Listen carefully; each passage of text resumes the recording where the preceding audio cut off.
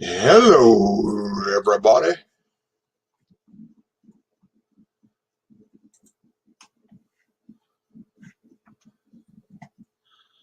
Can everybody hear me?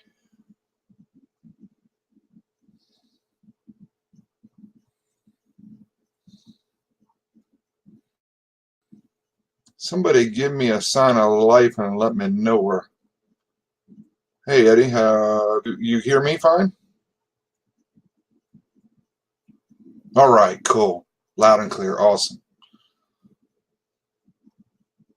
So we got a couple of minutes, about 2 minutes before we start. Anybody have any questions, things that they thought about over the week? And I have changed the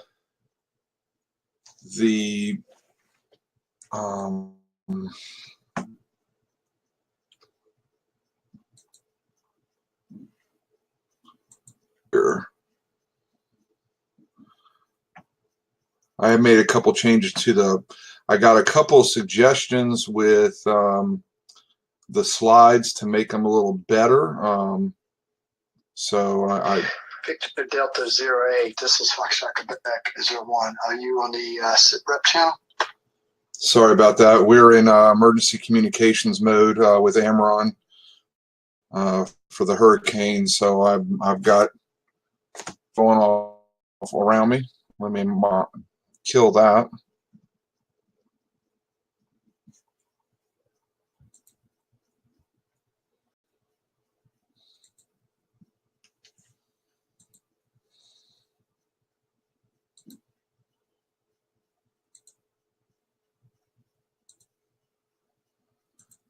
Okay. One there.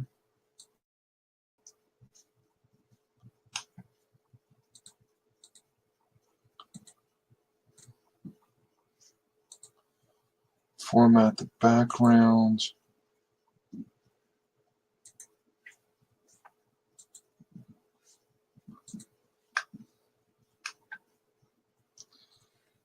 Okay. So we were on section 1. We got about a minute left. We were on section 1 last week. We have a few more to go. We're going to get into section 2 tonight. And I think this section is a little bit more interesting because we talk about repeaters. And hopefully by the end of the night, you will walk away with a better understanding of exactly what a repeater is and how we use it in amateur radio. And hopefully we'll demystify some things, because I know a lot of people, they kind of know what a repeater does, but they don't really fully understand the complete concept of one. So I'm hoping that we're going to demystify that tonight. And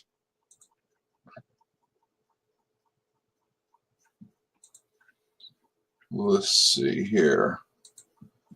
And I am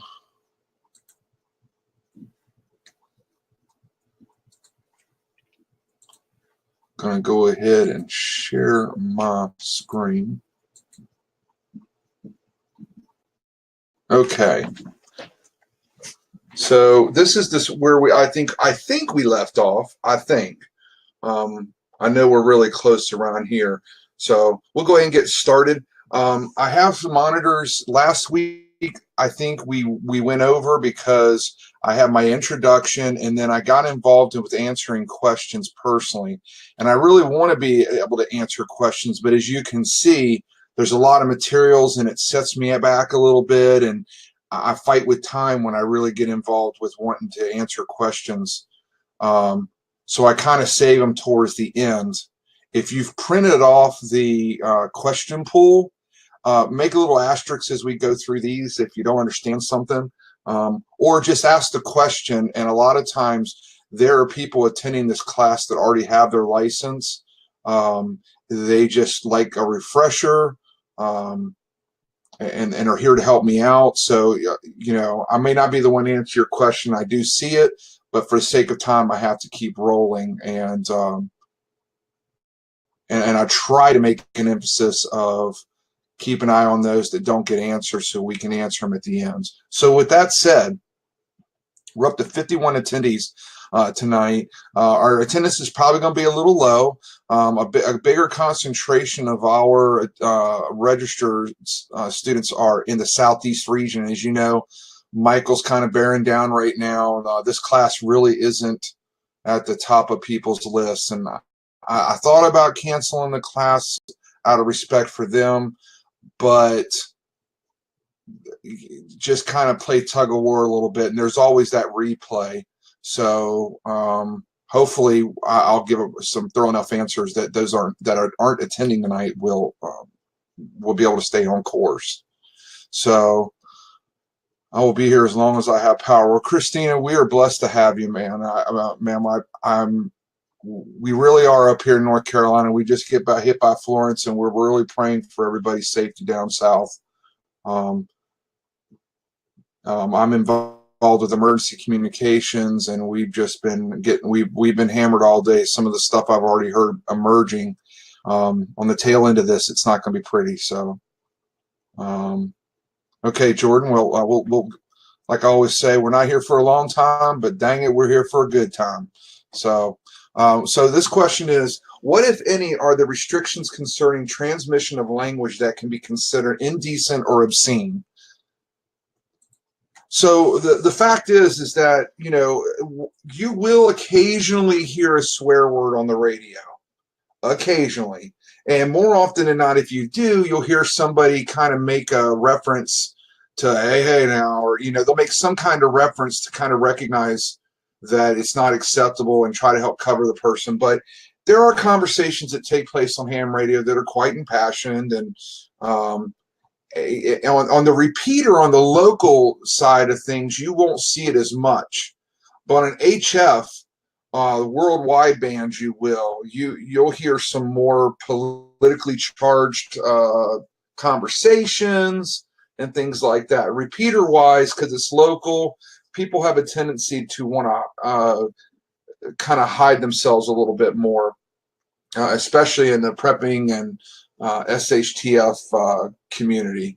So we tend not to try to bring emphasis to ourselves, but and one of the things that always helps with ham radio is the fact, because we have call signs, because there is a database out there, there is a way to track you down. You know, you're not, you're not cornbread or biscuit or snowman. You know, you actually have a call sign that's registered, and we all know that. So it tends to tends to be a hall monitor in itself of sorts. So, but again, occasionally you'll hear the damn, but that's about the only thing you'll really hear. You may hear an occasional ass or something, but you're not going to hear the really,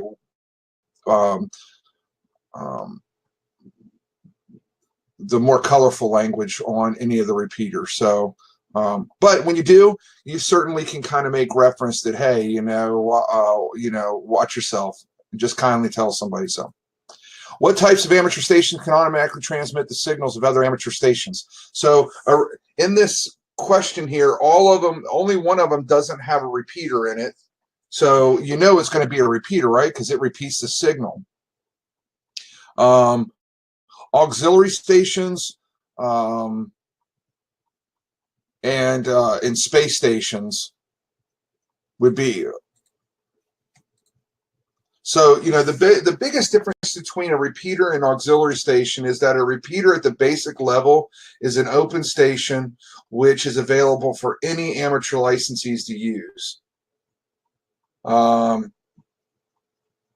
So there's no access codes. You know, there is settings to get in the repeater, but that's only to help reduce interference. But you don't have to pay to be a member of a repeater, or, you know, repeaters are owned by private individuals, amateur radio operators like myself, like you will be, and that just decided, you know what, like where I live in my county, we do not have a repeater in my entire county. They're in my neighboring counties, but they're not in my county. And I've checked, and I do have a handful of amateur operators in my county. So if I wanted to, I could put up a repeater on a tower or however height I want. There is no requirements for the height of it, but if I feel so inclined to, and it would only use about as much power as it takes to run 2 mobile radios. A repeater doesn't take a whole lot of power, so it's not like an FM radio station like KISS 103 or something. So space stations can retransmit your signals and let you know that your signal reached it. And this is a really for some ham radio operators, communicating with ISS is a hobby. There's only a small window that it passes over them, given every hour or so, every couple hours. I'm not sure the exact trajectory, but and there's a very small window, and it is possible with a little Baofeng radio that you can communicate with the International Space Station. And in a few more slides here, I will get to explaining how that's done and why that's able to be done. Why can you talk to the ISS, but you can't talk 10 miles up the road? So high-end HF units allow a user to remotely use the unit. Some of these higher ones that cost several $1,000s come with software. I happen to have one that you can install on a computer. You set your radio up on a network, and you're able to control it from anywhere. It's a little complicated and stuff. It's not easy to set up, but it can be done. So, in which of the following circumstances may the control operator of an amateur station receive compensation for operating that station? So, you, as an amateur radio operator, you cannot be compensated. Remember, going back to, we do not use the radio for financial gain, for pecuniary purposes.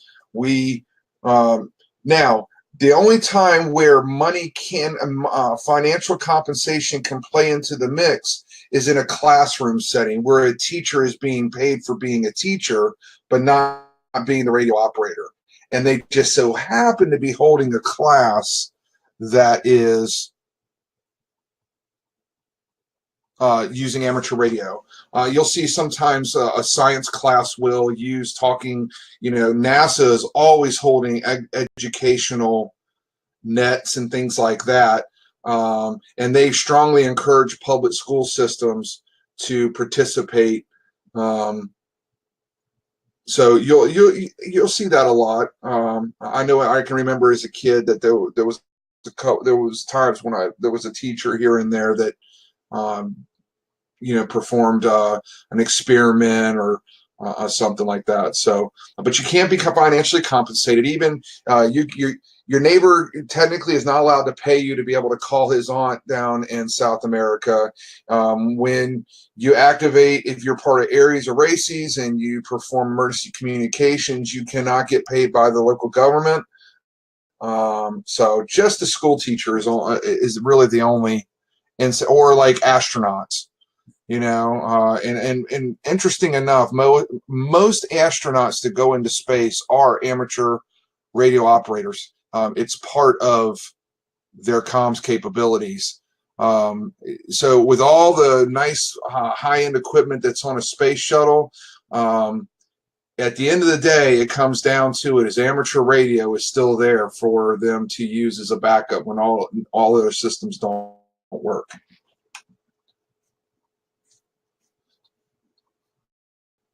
So Jack, yes, ham talk skips like it can skip on some certain in a Baofeng there is what we call tropospheric ducting that you can utilize thermals in the air and you won't know it. You'll just all of a sudden you'll pick up a station from far away for a minute or two, and you can easily tell like they may be talking about some marker that you recognize that on a normal day you would never hear that kind of traffic. So under which of the following circumstances are amateur stations authorized to transmit signals related to broadcasting, program production, or news gathering, assuming no other means is available? So the only time that can be done with broadcasting is when, like right now, this is a perfect example. We can use it as example quite a bit tonight. So during hurricane, a lot of amateur radio operators can use their radios to broadcast weather alerts. Right now, I have operators. I have one up the road from me. I have 3 down in Georgia, and they are constantly monitoring the weather with certain software that we have that will tell them, that's connected with the National Weather Service and NOAA, that will tell them when certain activities can predict, are building up to a predictable tornado. And a lot of people don't. It's funny how so many people don't realize that a hurricane can produce so many tornadoes and water spouts. But when we do emergency communications like Hurricane Andrew right now, that is one of the things that we are paying particular attention to is tornadoes. I probably can't count as many that have been reported today. It's in the hundreds of all different sizes that come across as alerts. So it's always been known. You probably heard the phrase, when all other forms of communication fail, ham radio gets through. When when the president enacts the War Powers Act, he takes over the airwaves. Technically, as a ham radio operator, he owns your ability, your privileges during the War Powers Act being enacted. However, there are methods that we in the prepping community and such that we have developed. We have ways that we have learned through practices in the past on how to communicate with an average amateur radio and do it as stealth as possible. If that means getting the signal out and then taking the equipment down and then putting it back up to put the signal out, so be it. So, but and this will be a resounding. You'll see this repeated several times tonight, and that is that the FCC rules always must be followed. However, and there is never a time when they're not, when the rules get put aside or the rules no longer become rules. The only difference is that during times of life and death, those rules aren't no longer enforced for the purpose of that event. So, just because Hurricane Michael is happening doesn't mean the entire radio community gets a pass. But Billy Bob in Alabama, he might be able to use his neighbor's mobile rig in his truck to be able to put out a broadcast that his family's trapped and needs help. And he doesn't need a license or anything like that. So, what is the meaning of the term broadcasting in the FCC rules for amateur radio services? So, typically broadcasting, as we stated before, the FCC regulates all the airwaves, but the way the FCC defines broadcasting is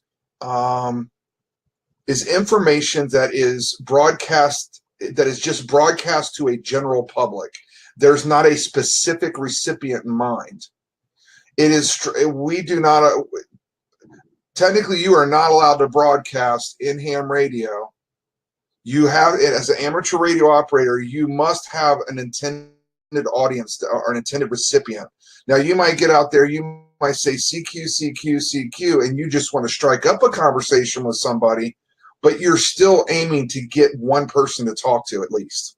And once you raise that person, you now are carrying on a conversation that is targeted for that person.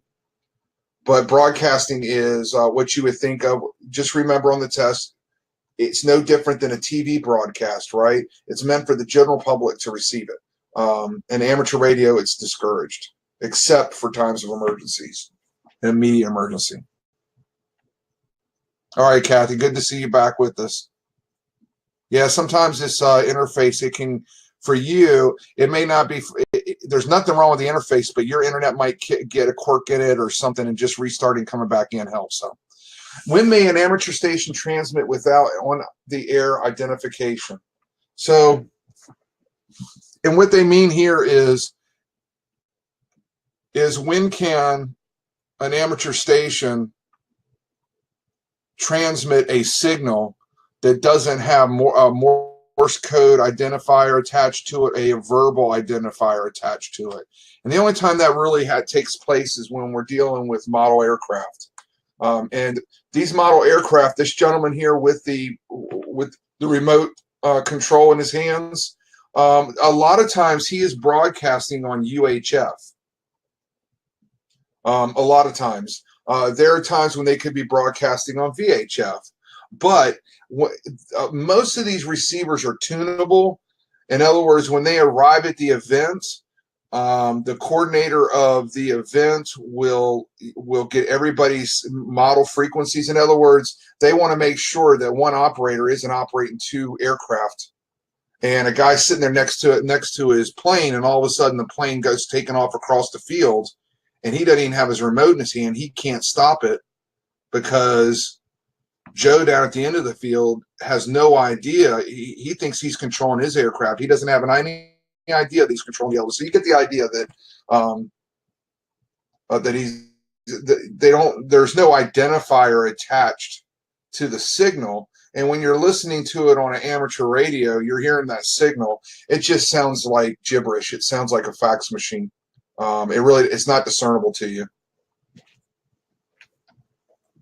But understand, when you go to identify yourself on ham radio, you don't have to, it doesn't have to necessarily be verbal. There are some radios, mine allows me to program the Morse code of my call sign in, and then I can program the certain number of minutes that while it's on, it will transmit every so many minutes that I set for that Morse code. I don't use it because it can kind of be a pain in the butt. But a lot of your newer radios, that capability used to be reserved for a lot of high-end radios. Now, like all technology, it just keeps coming down and down and down, and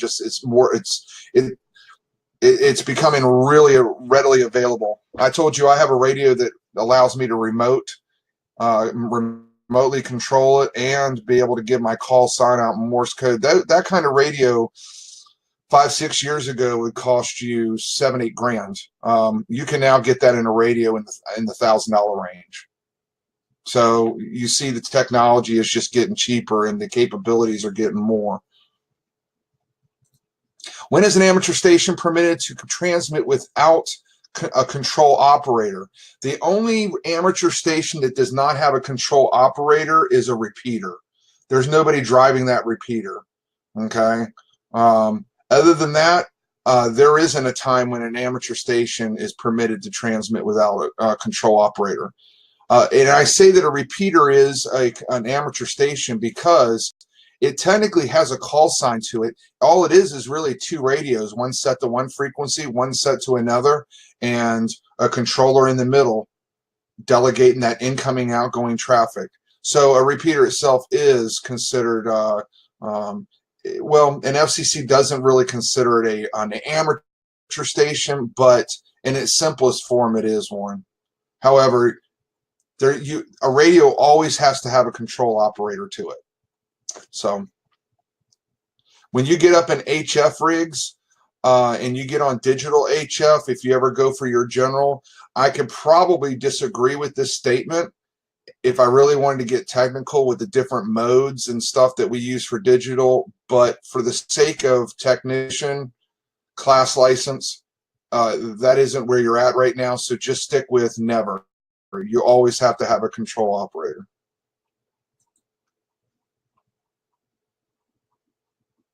So again, it's the control operator is just defined as an amateur operator with the license that is responsible for all the station transmissions that occur. Who may be the control operator of a station communicating through an amateur satellite or space station? When you look at the answers here, what they're telling you is, and I guess the first thing that I would say is the first one wants to tell you that only an amateur class, extra class. The next one, a general class. And another one is amateur extra class. When it really comes down to it is, D is really the only acceptable answer, right? Because you're not going to ever be told that you're not allowed to transmit to a satellite. Okay, if that satellite transmits out a frequency that is within your privileges, it may have priority, but it doesn't mean you cannot communicate with it. It just means that it has priority, right? So if it's transmitting on a frequency that you're allowed to transmit on, just think about that. The FCC is not going to set you up with a violation where there are certain instances where something might transmit on your frequencies, but you're not allowed to touch it. That's just really setting you up for a violation. So just remember that basically it's any amateur's license privileges allows them to transmit on the same frequency the satellite uplink does. Now I wanted to show you this Earth, Moon, Earth, okay? And what happens here is you have an operator, say, that's in California, and he uses an antenna for his 2-meter radio. I've seen guys do it with the Baofeng. Typically, though, they'll use like a mobile rig that goes inside your car. It has about 50 watts. You want to have a little bit of power. To use a Baofeng at 5 watts, you'd have to have really clear sky. You don't want many clouds that you have to burn through, right? So, and what these amateur operators will do is, it's really cool, and this is why I want to show it to you, is they will use the surface of the moon to bounce a signal back to Earth. And if they can coordinate with somebody somewhere else, typically the guys that do it are very well versed, and they can kind of predict to some degree. So if a guy's doing Earth, Moon, Earth transmissions, and he points his, he knows that the moon is slightly west of him, and he points and aims his antenna at it, he may have another radio enthusiast on the West Coast who does the same thing and be able to connect with him, email, call, whatever, and say, hey, I'm going to try to shoot you a signal, see if you can hear it. And because it bounces off of the moon, when it is received on the other side, it's received over quite a large area. So, and he might get a response back that says, yeah, man, I hear you. So it's really cool, though. It really is. So, but you really don't know, because when you're playing with the atmosphere, you really honestly don't know exactly where it's going to land. You just get it right. If the moon is to the west of me and I point my antenna at it, and my goal is to bounce off of the moon, doesn't it make sense that my signal is going to go somewhere west? But I can't guarantee that it's going to land, that the signal is going to hit San Francisco, California. I just know it's going to go west somewhere. Who must designate the station control operator? Whoops. So you're going to see a lot on your test. There's going to be some confusion with, you're going to hear terms like station control operator, station licensee. At one time,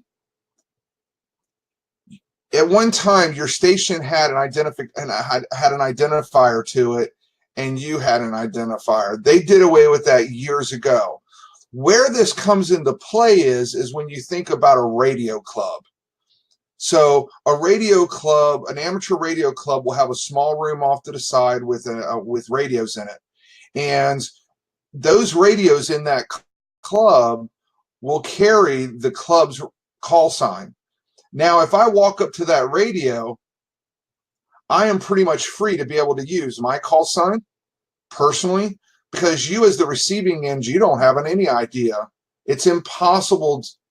There is no equipment out there. The FCC doesn't own it. Nobody owns it to be able to determine that I'm talking on my home rig that I bought at, a retailer, right? There's no way that they could determine that. So but who must designate the station control operator? So in a ham radio club, the ham radio club has a call sign. That call sign has a trustee. And a trustee is basically kind of what you think the name is, right? It's somebody that's entrusted with the license for the radio club that ensures that the call sign is used properly. And because of that, the trustee the call sign for the club carries the trustees' privileges. So let's think about this for a second. You want to start a radio club, the DD12 Amateur Radio Society, PrepperNet Radio Society. You go and you file for an FCC call sign. You get it. Now, what privileges does that call sign have? It's an inanimate object. It belongs to a radio club. A radio club doesn't just automatically get extra privileges. It doesn't work that way. So typically a trustee that's assigned to a call sign is going to be an extra. It's the only reason why I became an extra, by the way. I would have never gotten extra. I would have stayed at general. But I started a radio club, got a call sign for it, and I wanted it to have all the rights and privileges to amateur radio. So I became the trustee of the call sign, and therefore anybody that used that radio at the club could use the extra class privileges. Now, it was my job to make sure that every operator that sat at that radio, if they were broadcasting on the extra class bands, that they were an extra class. Now, here's the trick part of that, though, and let's think about this for a second.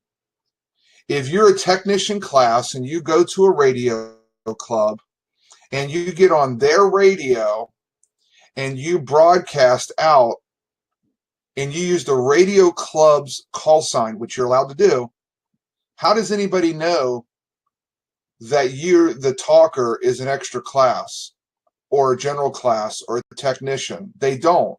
They hear the call sign that you used, they go and they type it up and they say, oh, it's PrepperNet Radio Club. Okay. And that's the end of it. So there is some gray line that radio operators kind of can work around. I can tell you as a trustee that I would allow folks to broadcast on the radio clubs, the radio, that didn't necessarily have the privileges. Was it legal?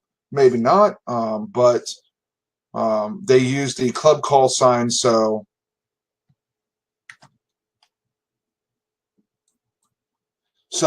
the station license refers to the stations such as radio clubs where the operator with their own call sign can use either the club sign, call sign to transmit instead of their own, or they can use their own.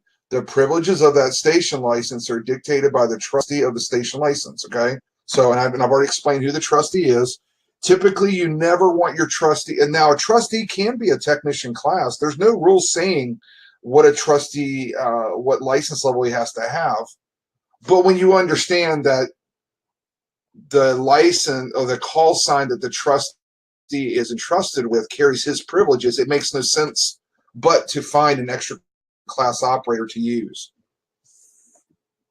Now, if somebody uses that club call sign and they go out here and they get on the frequencies and they're using profanity, they are just not using real proper etiquette, then the trustee he can contact the FCC and say, look, our call sign is being used. We don't know who it is, but I'm unaware of who it is and I'm unable to locate where they're at. I just have received word that the call sign that I'm entrusted to, he can cover his butt, but at the end of the day, the trustee is ultimately responsible for that. And I will tell you, I'm going to get to a slide here about what the FCC's rules are, or how the FCC looks at violations. So I'm going to put you at ease with some things in a minute here. But what determines the transmitting privileges of an amateur station? Well, when you look at this, when you look at the answers here, right? The class of the radio license held by the control operator. The control operator is the person that puts his hand on that big fat rubber knob called the VFO, variable frequency oscillator. That guy, if he spins that knob and changes the stations, the frequency, he is the control operator. And therefore, since he's the one touching that knob and turning the frequencies, it's whatever frequency he lands on needs to be within his privileges. Now, you know that you can listen to anything you want.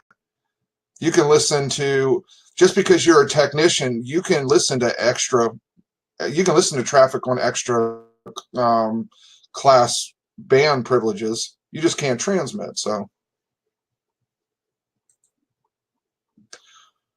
the station itself doesn't possess any privileges. It just has the capability of broadcasting on all frequencies. It is the operator's responsibility, though, to remain in the frequencies assigned to their license, because it'll be the operator, not the radio, that is guilty of violating the rules.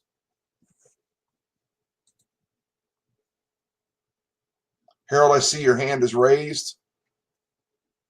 You question or anything? I just see that. Okay, so we'll keep going. If you've got a question, Harold, go ahead and pop it in the chat and we'll get it answered one way or the other. So what is an amateur station control point? Well, I just said it, right? The location at which the control operator's function is performed. It's the location where the frequency is being changed. Okay. Now you could say, well, what's the place where you key up and you talk at? And that is true as well.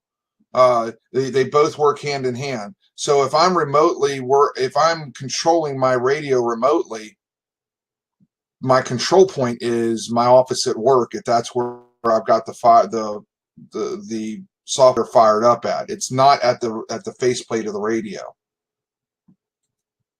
So this is an example, a picture of a guy that's using the software. That's what mine looks like. It might be the same software. And if you see down in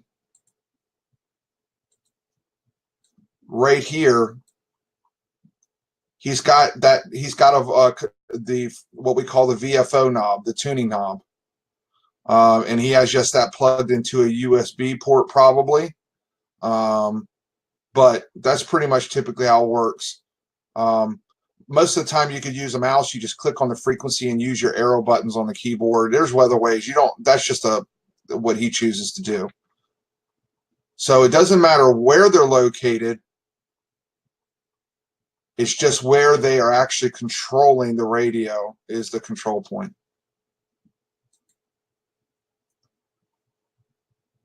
Under normal circumstances, may a technician class licensee be the control operator of a station operating in an exclusive amateur extra class operator segment of the amateur bands? Jesus, whoa. I need 20 more words in that question. There's no time when that's available. Okay. Technically a technician class licensee. Now, there is some slight exceptions. The FCC says that if an amateur extra is sitting next to you in this certain circumstance, that amateur radio extra is sitting next to you, and he is controlling the radio. He's controlling the radio. The trick there is what call sign do you use? Because you can't use yours. You're in the extra class zone.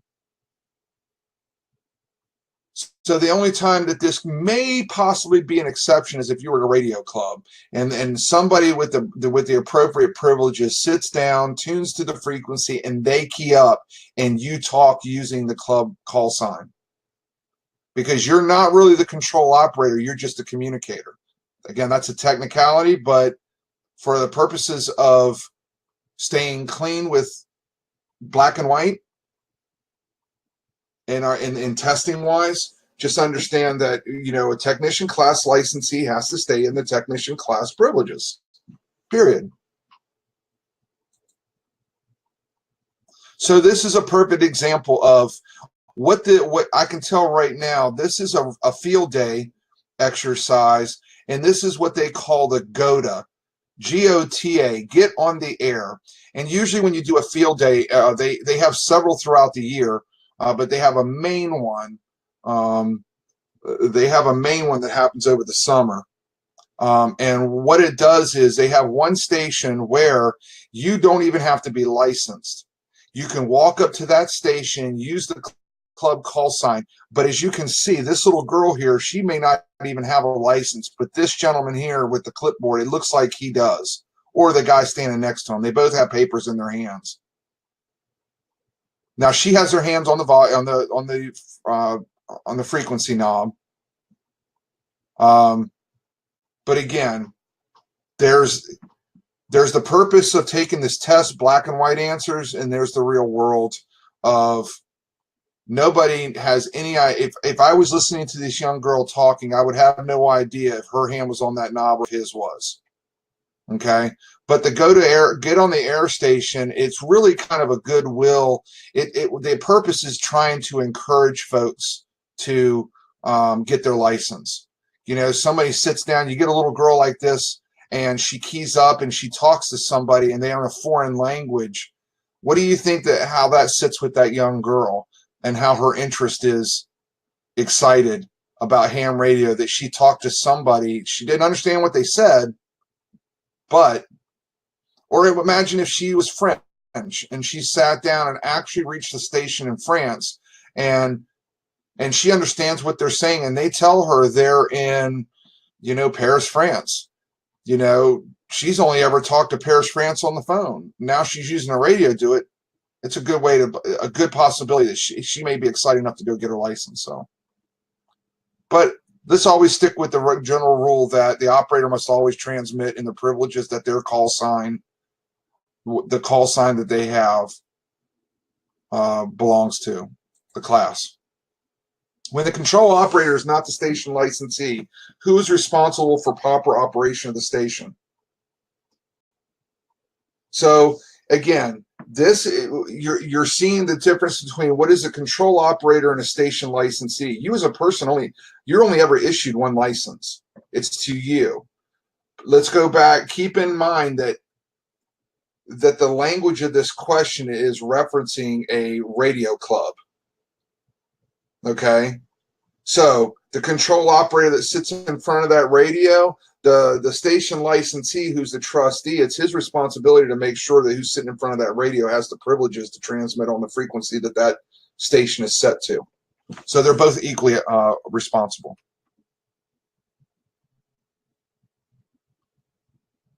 Ray Clifton, yeah, you just self-implode, right? So here's an example. Your brother's an extra class radio operator. He comes to visit for vacation. While visiting, he has to use your radio to attend the net that he always does back home. But the net is on a frequency that's outside of your privileges. Okay? Say you have an HF unit. You're only a technician because you like to play in that little part of 10 meter, that little teeny part. He's extra. He gets all of it. So it used to be that when he transmitted, he had to transmit using, years ago, he had to use your call sign because you owned the station, his call sign because he was transmitting. That eventually changed to giving your call sign and then slash the district that you're calling from. So in your call sign, you will get a call sign like KM4 ABC. The 4 dictates that if you remember last week, we were talking about the calling districts, right? You're in calling district 4, that's where your call sign is at. However, you're visiting your uncle in California, and I think California is 1, I think. you would do KM4ABC/1. Now they don't call for that. Now the rules say that you don't have to do any of that. You just simply just stay. You can broadcast on any radio. Just stay within your privileges and just use your call sign.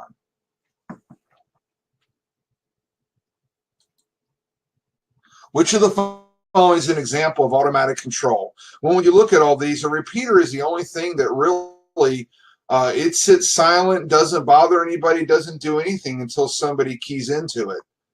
And then it turns around and repeats exactly what somebody is saying at the exact time that they're saying it. So out of all these answers, a repeater operation is really what automatic control is.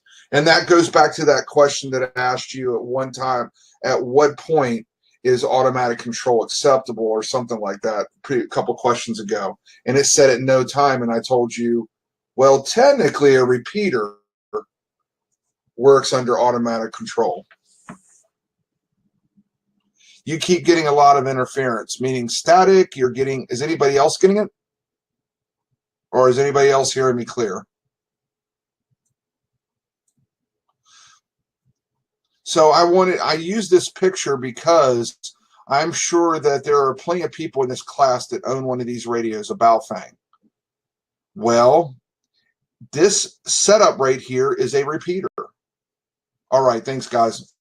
So Victoria, maybe you want to sign back in, but let me know what the interference is so we can help you out. So I wanted to include this picture because I wanted you, this is something that maybe you can relate to. You know what a Baofeng radio is. You probably, most likely, if you're hearing me right now, you've put your hands on one because you own one.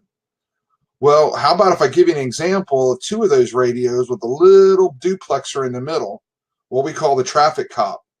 And what you have here is a repeater. You can buy this box right now on eBay for under 20 bucks. Well, I'm going to say 20 bucks. Don't hold me to that, but like 20 bucks. And then the two radios, you're looking at what, $25, $30 a piece? So you're effectively, you could have a repeater, a makeshift emergency repeater up for under 75 bucks. Now you can unscrew these whip antennas and I'll show you other antennas that you can use. We're going to get into that later, but for the purposes of just S&Gs, I wanted to show you exactly, you know, something that maybe you can relate to of what it looks like. This little box here does all the work. These radios are set up for what we call VOX, V-O-X, voice operated control. So in other words, when this radio detects a signal, it's set to a frequency, and when it detects a signal on that frequency, it automatically keys itself up, transmits through this box into this second radio here that then transmits out on a second frequency. And it all happens with very little delay. Okay, but there's a setting within Baofeng radios called Vox control, VOX. If you ever play around the menus and you see that, that's what that means. It just means voice operated. You're not going to have to physically hit that key on the side. As soon as the speaker detects a signal, it keys up. All right. Which of the following is true about remote control operation? I don't have too many left of these. I want to get through these, and then we're going to take a break, and then we'll go on to the second. So stick with me for this, and I'm going to zip through these. I think the next section you're really going to enjoy a lot more. So which of the following is true of remote control operation? Well, when you look at all these, we've already kind of gone over these in the other questions. There has to be a control operator required at all times, right? The control operator has to be at the control point. So again, the control point can be that guy on his computer at work, but he's controlling that's his point of control, and he's operating his radio from that point of control. The control operator indirectly manipulates the controls. It goes back to the guy sitting at the office. He's not at the faceplate of his radio in his ham shack. He's some distance away using software to control it. Okay, but that radio is not going to key up. It's not going to do anything until he does it from wherever he's at in the software. So all the choices are correct here. And again, just wanted to give that example example.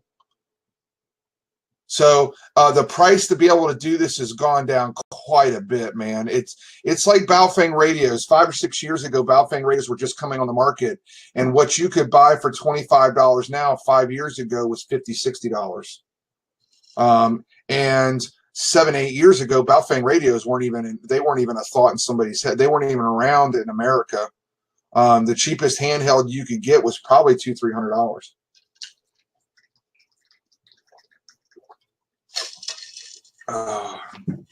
Sorry about that. I hope that doesn't sound like somebody chewing gum or that kind of annoying sound. But so which of the following is an example remote control is defined in Part 97? It's just operating a station over the internet. Okay, that's an example that they use. A repeater operation would be automatic control. Controlling a model aircraft, boat, or car by amateur radio. That is remote control. But you still are at the control. You're at the control point. There's just not a wire between you and the device that you're controlling. But the proximity that you are to that device. So when they look at remote control, though, they're considering over a decent span of distance is what they're referring to. Again, I go back to this. I promise I won't show this picture anymore. But it bears the witness that it explains a lot of the questions that we're getting right now. So some of the radios allow you to create Echolink nodes. So what Echolink is it's software, and you as a technician class, you will have this privilege. You download a piece of software, or you download an app from Google Play or the App Store called Echolink. You enter in your call sign, and you register, and then you can, all over the world, there's Echolink nodes. So if you are in this class and you are from Russia, let's just say Russia, well, there are Echolink nodes in Russia.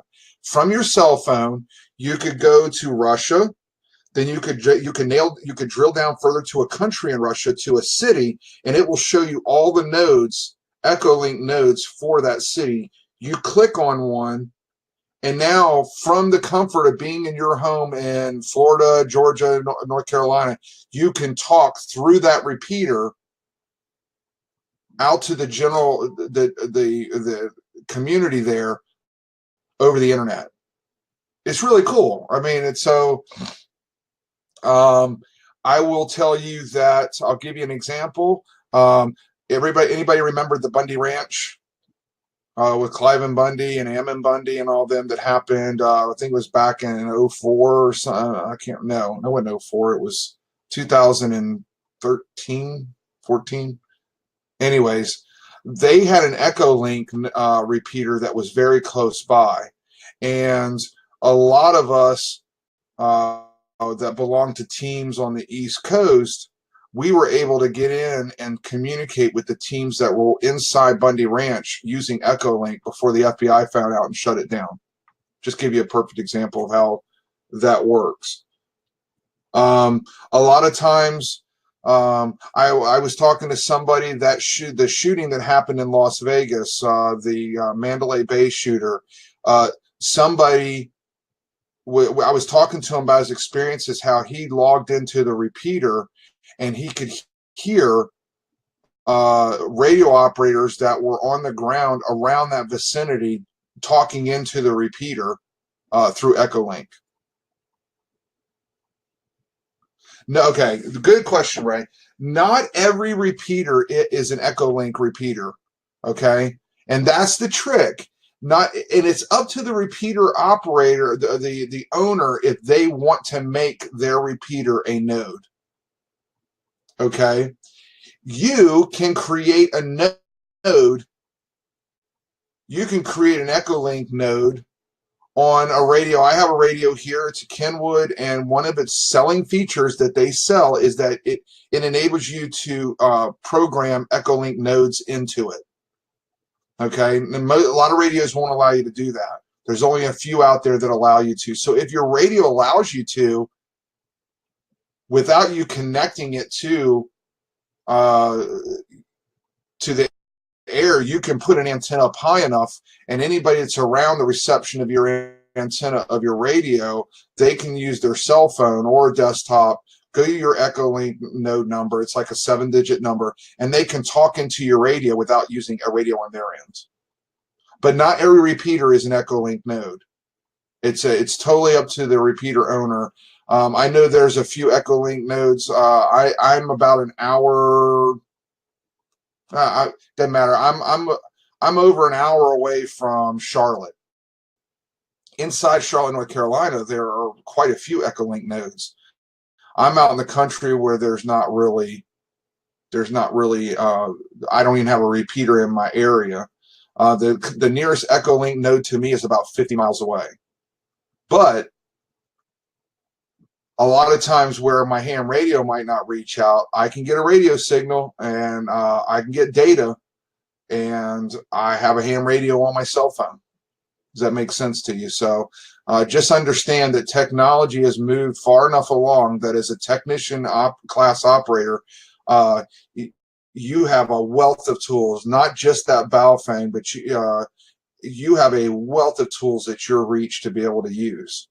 And I'm going to get into even more in the next section with DMR radio, and I'll explain that. And you have access and ability to use DMR radio, which is digital. So to just understand, Echolink, get it on your cell phone, and basically your cell phone becomes a ham radio to some repeaters. Some. It doesn't work on simplex, but it just allows you to tap into repeaters far distance. Enough of that. So who does the FCC presume to be the control operator of an amateur station unless documentation to the contrary is in the station records? So the FCC, well, let's think about it. Who would you presume to be the control operator of a station, of a radio?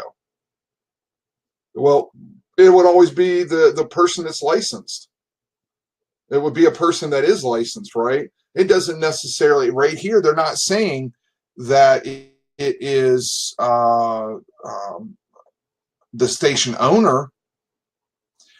Like I said, there is a lot, and I don't want to condescend anybody's intelligence. I'm sure right now you've got a lot of fog and fuzziness about the difference between a station licensee, a control operator, and an amateur station. So just understand that the control operator is a person that puts their hands on the tune knob and is able to key up, okay? Is able to transmit and change the frequency. That's the control operator. The control point is where he does it from. It could be remotely on software in another state while he's on business trip. It could be sitting in front of his radio at his ham shack at home, okay? A station licensee is we a lot of times will think of a radio club. That's often where you hear that being used at as a station licensee, because the station, anybody that uses that station can have a license. So there's not, my radio doesn't have an affection for me like my dog does. It'll allow anybody to talk on it, licensed or not licensed. So, and I would tell you that if there's any confusion that you have about some of these questions, I'm not perfect. And I know you don't expect me to be, but I hope to try to make a little bit more clarity, bring a little bit more clarity about the question, but I may not. And if I don't, you're just going to have to do the best you can to find your own mnemonic, your own memory tool to be able to tie them all together. I will tell you there's going to be plenty of questions on this test that you're not going to know, you're not going to understand why, what, and all you're going to do is remember what the answer is, and that's okay. But I can tell you that a short time after having your license and using your radio, a lot of those memorized questions will have context to them. I promise you. It's like driving a car. You know, this is only giving you the license to be able to use the radio. Using the radio is where you really learn. You got to key up and use it. It's not enough to just go get your license and then put the radio up in the attic or up in the closet. Right now, I've got guys in PrepperNet and DD12 and in some militias that are attending this class. Some of their teammates are working with me right now on in Hurricane Michael. Okay, and their technician class, their general class, they're all different license levels. All right. So again, in this instance, the station license also refers to a radio club's call sign. The FCC is going to assume that the trustee is the one that uses that radio. They're going to assume, and if he's not, that he's going to monitor who does. When must the station licensee make the station and its records available for FCC inspection? Well, let's think about it. This should be kind of a gimme, I hope, right? Like it really shouldn't take much to memorize this one. Anytime the FCC, who is the airwaves cops, they ask for it. If a representative comes and asks to see your records, however, I'm here to tell you that it ain't never going to happen. There are not. The FCC is one of the most underfunded agencies in the federal government. It really is. They do not have the enforcement to if you have violated rules and you get a knock at the door with the FCC, you have seriously messed up. And it's like the game warden. They've been watching you for a while. They got a solid case by the time they introduce themselves to you. You got nothing. It's just like growing up about the game warden. So it's not normal practice for them to conduct FCC inspections. But let's just say that you have a strong station, you're using a power amp, and you're putting out 1,500 watts on 2 meter. You're legally allowed to do that. But at 1,500 watts, you better have your station better be tightened up. It better be in good condition. Because if it's a good possibility that when you key up, that especially on UHF, when you key up on UHF, if you have enough power, I have a friend right now that tells me that when he keys up on UHF, his neighbor's garage door opens. And he's proven it. So what record should you keep? The only really record that you're supposed to keep is one is your license. Technically, you're supposed to have a log of your traffic, okay, of the people that you've talked to. However, that isn't, I will tell you that if the FCC developed a problem with folks not keeping a log, there would be a lot of radio operators that would be in trouble. I, for one, have never kept a log. Now on HF, when I talk on HF, I have a digital logbook online that when you get up there, you will find out what that is. And folks that you talk to, they know to go there as well, and they will go in there and enter an entry that they talk to you. And for some people, you remember bouncing a signal off the moon? Everybody has their takeaway with amateur radio. Everybody has got something out of it they want. Me, I'm in it for emergency communications. I'm in it for SHTF communications. That's it. Other people, they're in it for how many contacts they can make around the world. We call it DXing, Delta X-ray, DXing. And they love DXing. There's an award that you can get called DX100. It means you have talked to over 100 countries. It's not impossible to get, but it's not easy. It takes time. So it is an award to be proud of. In days past, before we hit the digital age, when you made a contact, people would send you a postcard in the mail, and it would have some silly picture on it. It's kind of representative of their personality. A retired sailor, he may put his ship on the front of it. A pilot might, a military pilot might put the aircraft on his that he flew. If you're in the CATS or into dogs. Some people put pictures of their animals on them. And it just basically has, they write on the back of it, it has little squares that you fill out that says what band you made the contact on, what was the date and time, how much power did you use in watts, 100 watts, 50 watts, what frequency were you using, how good of quality was the signal. And we'll get into that later. We have a numeric system, like I'll say your signal's 5.9, and 5.9 means something. We're going to get into that, but it also has that, and it just basically is as much information about that contact that was made. Getting those postcards used to be a sign of accomplishment for ham radio operators.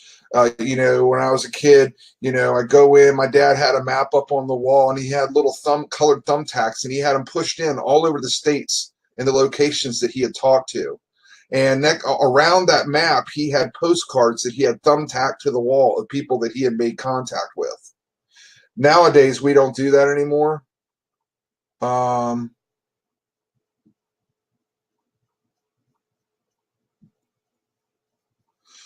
Melinda,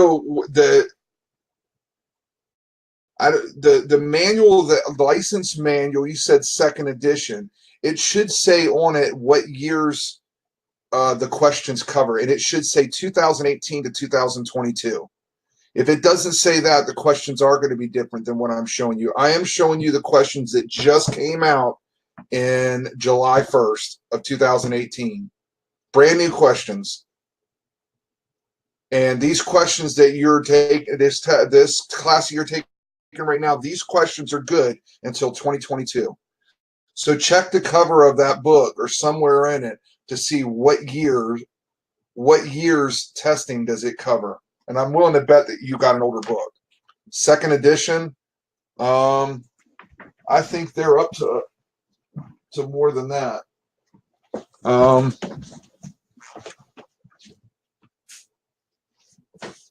Okay, so I have a second edition book here right now, and it says it covers from July 1st, 2010 to June 30th, 2014. Okay, so your book in this second edition. This book right here is already 4 years old. They've already had a book before that one and a new one on top of that one for the second edition. Until 2014. That's right. So in 2014, they came out with another book, and that one expired in 2018. Now they have another book that came out July 1st, 2018. So you're 2 editions behind. So second, third, they're on the 4th edition. Okay. Some of the questions are the same. Yeah. Some of them they've changed. Some of them have stayed with this. And when we get into the next section here in just a couple minutes, I'll show you where the questions become very obvious when they have now started introducing digital. Okay. So when I wanted to put this here because this gentleman here on the right, this is him on both pictures. Riley Hollingsworth he's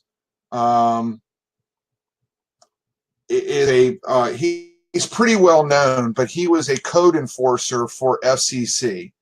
And he was known for some pretty big cases. He was very successful in his career. He's retired now, but he goes around to radio clubs now speaking and trying to promote ham radio. And I just took this quote, I recorded it, and it's always stuck with me. And he wanted to be very clear to the folks in the room that if you recently earned your license, get on the air and enjoy yourself. Don't be intimidated that you'll break some rules and that you'll break some laws and you'll get in trouble or you'll do it wrong. Don't worry about that. Get on the air and enjoy yourself. Enjoy the hobby. There are plenty of people out there that will encourage you, or will talk to you. They'll ask you how long you've been in it. They'll invite you to the radio club. It's a very friendly community. And what Riley always said was every door that he ever knocked on as an enforcement agent was one that he had been monitoring for quite a while. By the time he got to knocking on that door, It was an open and shut case. And another thing that he said too was the FCC, they are never just going to show up and then hand you a fine. No matter what, they're always going to try to work with you to try to resolve your problem, because at the end of the day, at amateur radio, you are an asset to your community. There are amateur radio operators right now in the next couple of days that are down in the panhandle of Florida that are going to be angels to some people. Okay? FCC understands that. So they're not about to try to make the hobby difficult. They're going to come to you and they're going to ask you, look, this is the problem that we had. Try to resolve it. They'll give you resources that you can go to try to resolve it. They're really going to work with you. And one of the things that Riley always said was he goes after the big dogs. He says, I work for the federal government. I make my boss happy when I get the government a $50,000 fine, not a $100 fine. A $100 fine doesn't justify my existence as an enforcement officer. My existence gets justified with a $50,000, $100,000, $200,000 fine. And usually that's going to go to big radio stations, TV stations, things like that. If you remember when we were younger, if you said SOB on TV, that was a big no-no, right? 20 years ago, you couldn't say SOB. You couldn't say GD or MFR. You couldn't say, well, the F word is still, the old George Carlin thing. It's still outlawed. But all the other words, what besides the F word, what is outlawed today on the air? I mean, what can it seems like everything's a go now, right? So I just wanted to show that to you to encourage you that to get out there and practice and learn the hobby. So I got about 10 more, and then we're going to take a break. We're going to take a wee break, and then we're going to start the new section. The new section is there isn't a whole lot of questions on it, so we're going to fly through it. It has gone too far. Yeah, I mean, as I said, and I remember when NYPD Blue came on TV, and that broke the mold because, they would say GD and SOB, and that was good Lord, NYPD Blue was maybe 10 years ago, and now it's just anything goes. I mean, nudity, just anything. So when using tactical identifiers such as race headquarters during community service net operation, how often must your station transmit the station's FCC call sign? Well, my wife would tell you that, well, I'll just say that she enjoys Sons of Anarchy. She enjoys Jax a whole lot. Because they made an effort to show his rear side probably about every episode. So she thoroughly enjoyed the watching it. So I guess maybe there's a benefit to some. I don't know. But when using the tactical identifiers such as race headquarters during community service net operation, how often must your station transmit the station's FCC call sign? So the rule always is, it'll never change, is that when you start a transmission, you don't have to give your call sign. You just have to give it at or around. They say every 10 minutes. There's nobody with a stopwatch counting the minutes, okay? So you just say it periodically. That's all. Some guys will say it every 5 minutes. They might go 15 minutes without saying it, and then they'll say it twice in 5 minutes. As long as you're showing an effort that you are, you're clearly trying to abide by the rules. And you don't have to sit there and stop what you're saying. You can have a conversation with a KM4AGB, and then you can keep talking in KM4AGB and talk about the ham radio and the size of your antenna KM4AGB. Do you see what I was doing? In the middle of that conversation, I can just, Jack. Do you see what I was saying, though, was as I was talking, I just slipped in my call sign really quick there. It doesn't have to be clear. It doesn't have to be pronounced and stand out in front of what you're saying. You just have to mention it. And at the very end of your conversation, usually when you're talking to somebody, you'll end the conversation with something similar. There's no really set format, but this is what I do. Hey, N4SOY, I appreciate talking to you tonight. We'll talk to you tomorrow, man. This is KM4AGB, clear on your last transmission. Or this is KM4AGB standing by.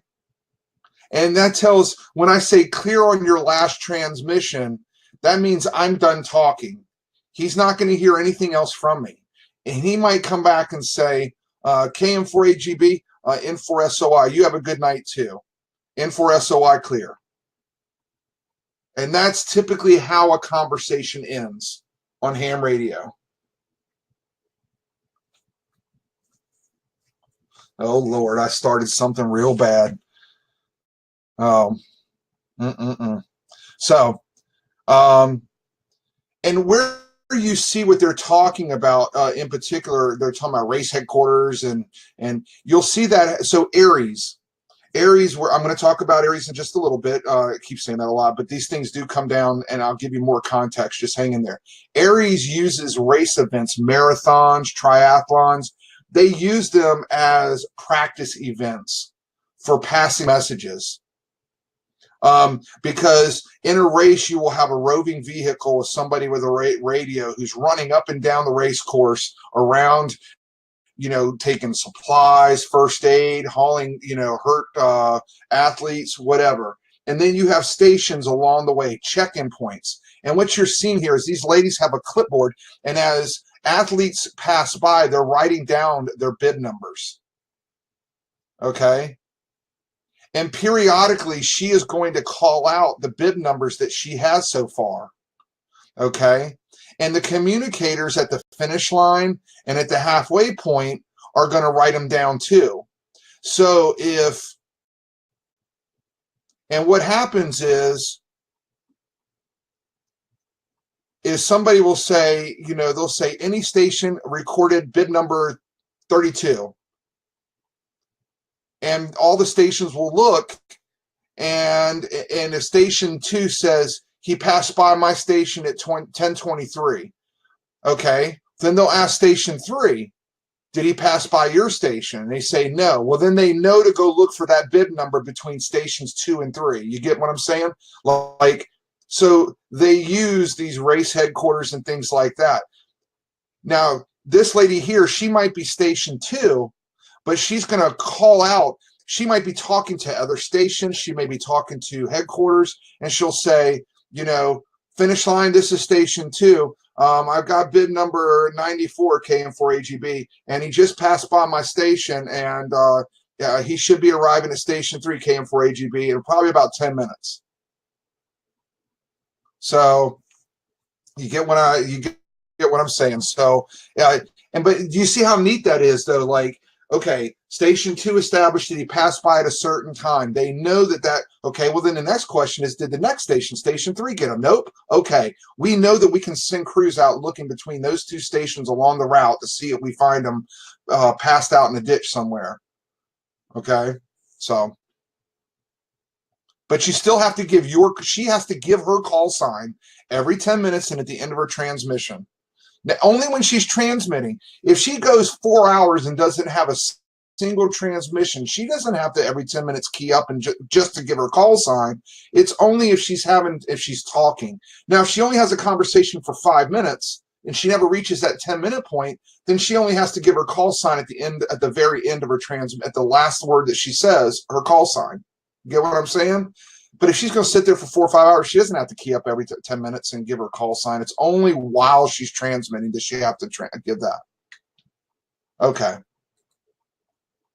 When is an amateur station required to transmit its assigned call sign? Again, every 10 minutes and at the end of communication.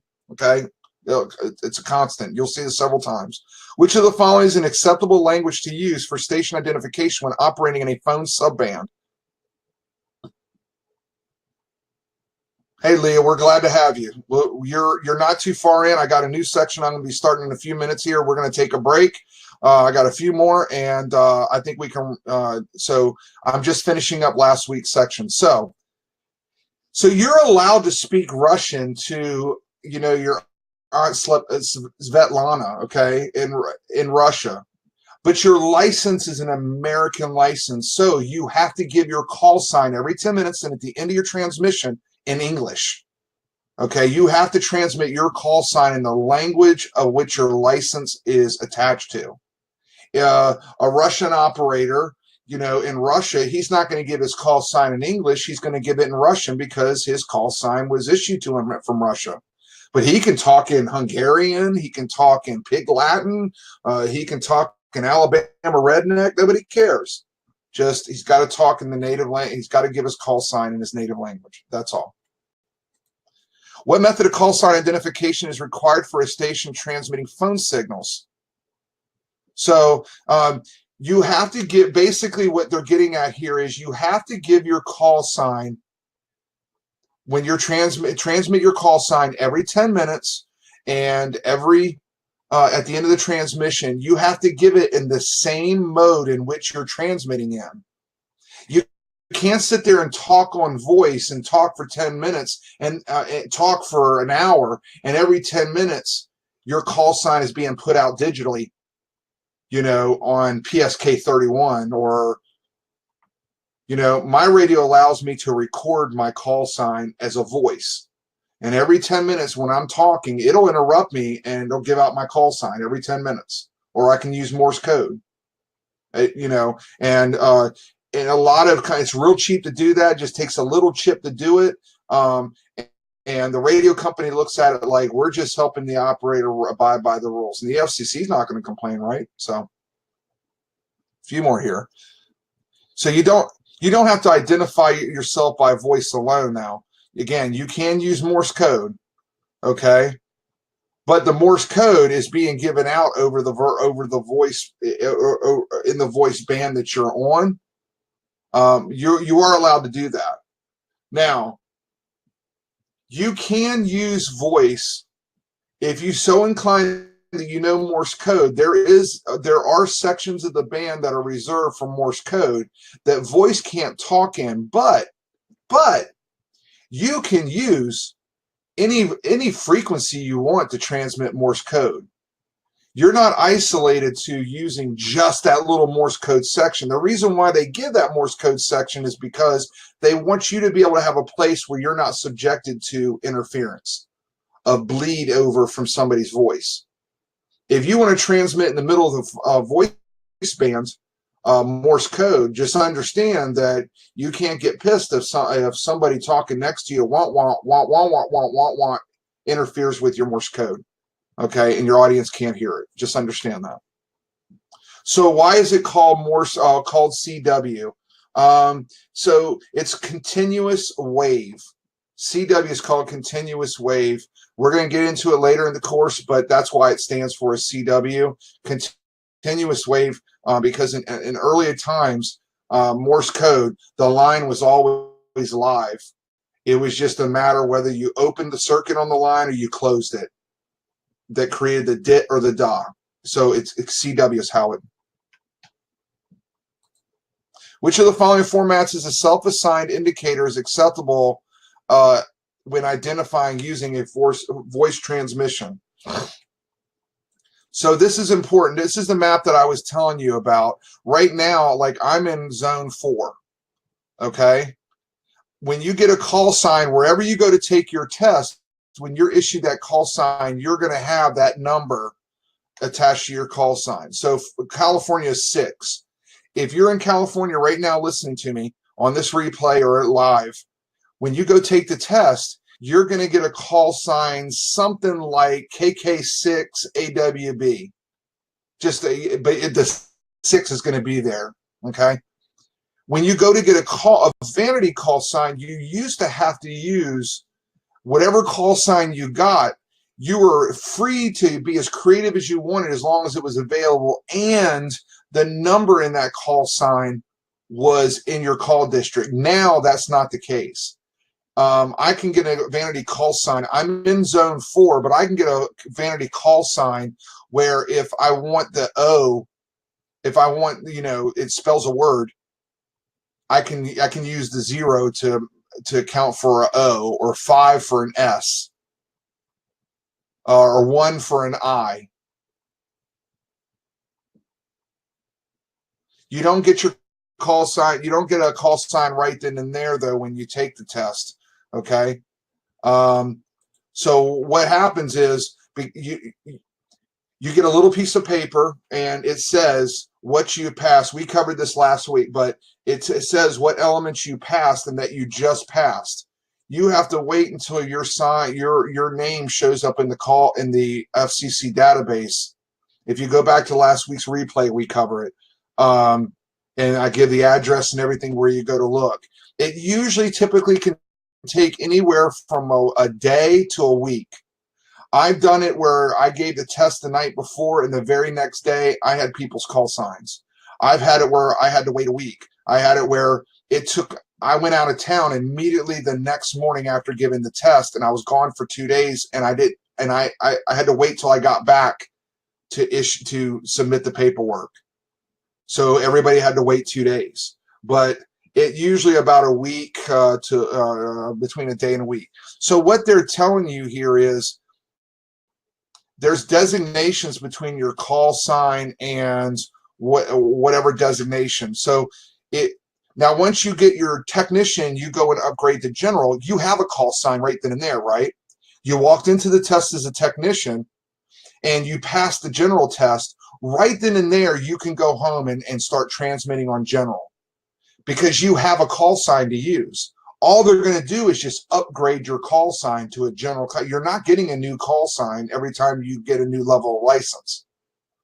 The only time your call sign changes is if you request to have a change, like a vanity call sign, okay? Or you just don't like the one that you got. So I gave a test to a guy, and his call sign came back. I think it was like KM4UUU. And he was just, oh, hell no, I'm not going to be Kilo Mike 4 uniform. So he has to get it changed. So, but if you were a technician, you go in, you take the test, you pass, you're now a general. You can go home, and if this was your call sign, you could immediately get online and say KL7CC. You could use stroke, slant, slash, somehow to designate, and then say AG for amateur general. Okay. And when somebody hears that, they know that you just recently took your test and that you passed and that you're a general, and that any day now, that if they go look up your call sign, it's going to say technician, but any day now it's going to change to general.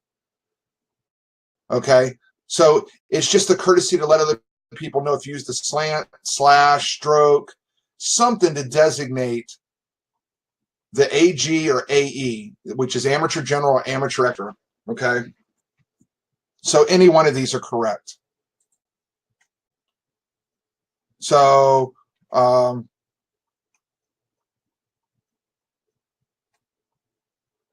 there's a lot of terms and concepts, and I don't expect anybody to get this overnight. I don't. I'm going to get done with these few here. We're going to take a little bit of a break because I know people are almost probably crossing their legs. So, which of the following restrictions apply when non-licensed person is allowed to speak to a foreign station using a station under control of a technician class control operator? The station must be one with which the U.S. has a third-party agreement, okay? So during times of natural disaster, a foreign station may ask you to pass a message to a third party, a welfare check. I have gotten this. Somebody in Canada asked that I check on their relative in Florida. A welfare check. Okay.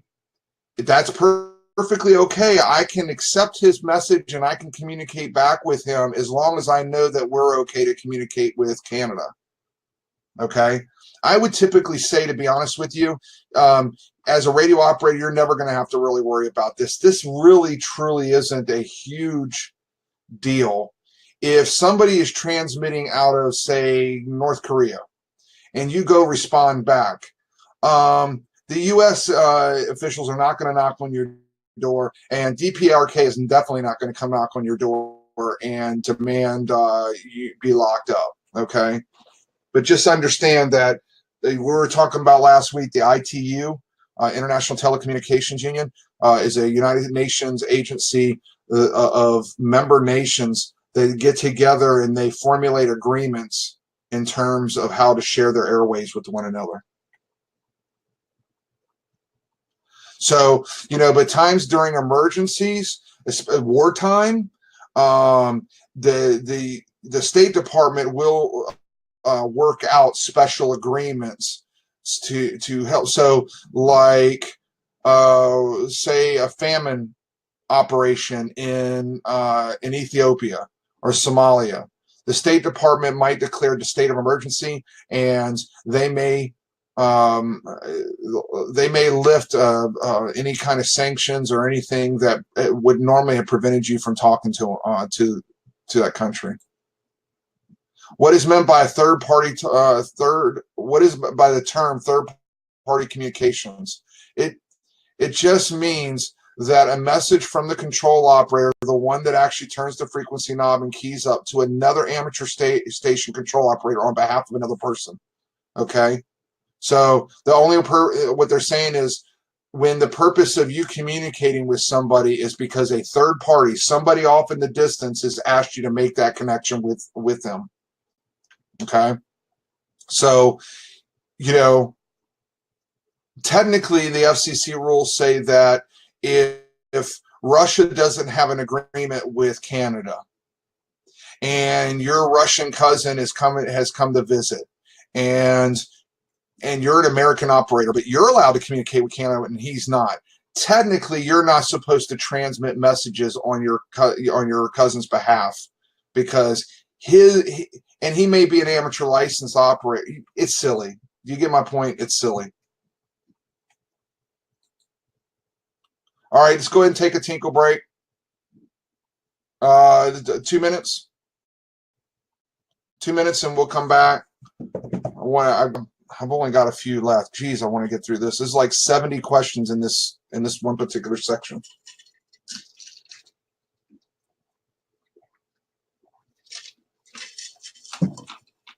I will tell everybody that tonight I cannot, absolutely, possibly go past 10:30. So we may go about 15 minutes past it, but I've got a net that I have to do on HF radio for Hurricane Michael. So an emergency net. I'm the net control operator, net control station. Go ahead and use the bathroom, do whatever you're gonna do. We got about 1 more minute till 9:30.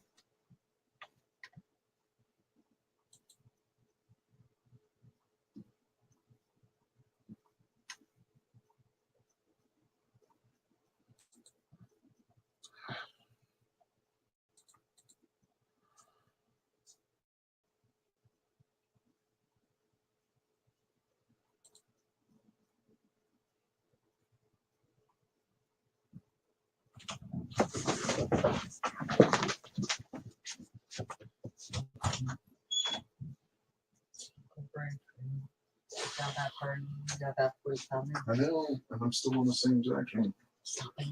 I'm not answering. There's only a few that I've answered.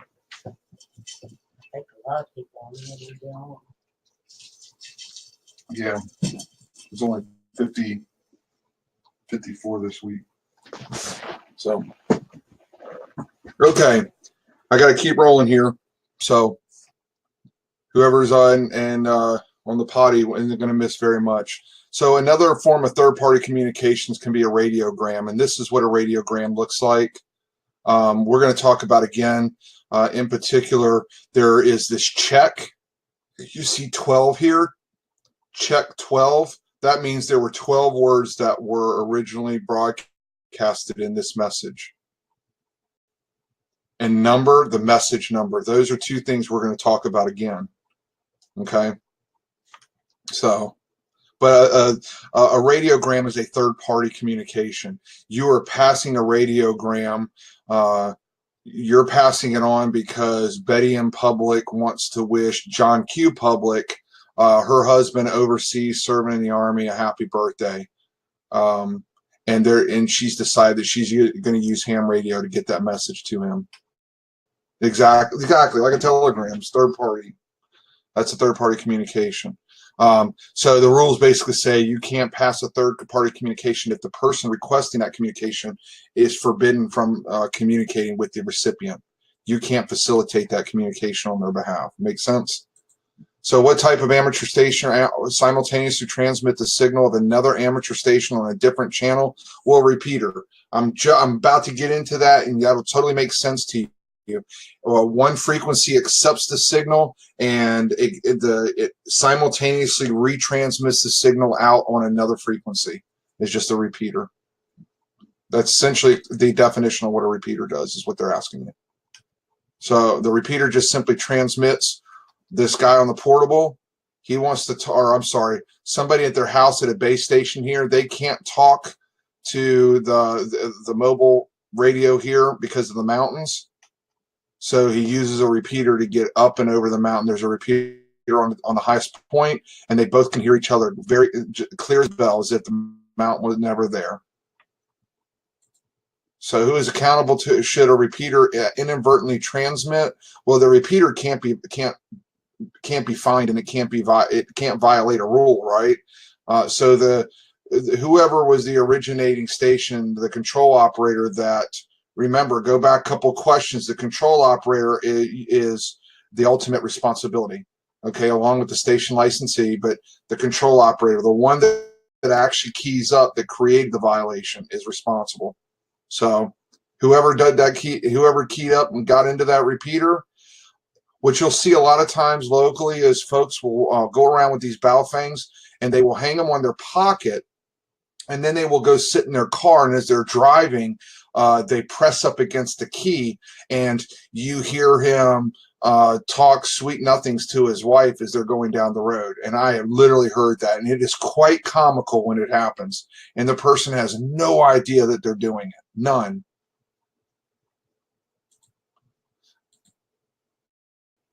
Go back and let you read it.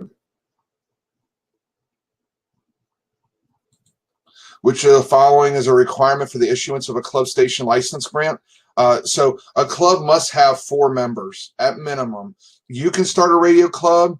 You don't have to be an extra to start a radio club. Remember, I only said about a radio club, and when it comes to an extra is when it comes to that call sign and the trustee being assigned. You want to find an extra class radio operator to be the trustee of that club call sign. But there are plenty of people out here that have started radio clubs when they were a technician. I started one when I was a general, and I went and got my extra because I couldn't find a trustee that was an extra.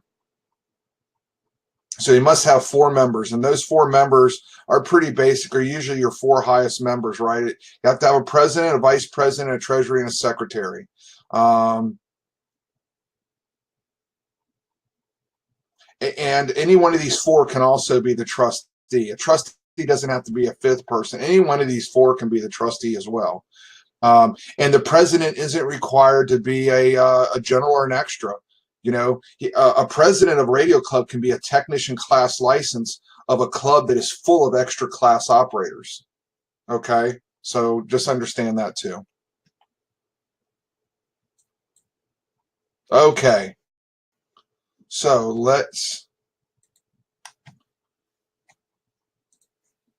I am going to bring up the new one, and in this one I'm hoping that we can zip through because a lot of it I'm hoping that it will make some sense.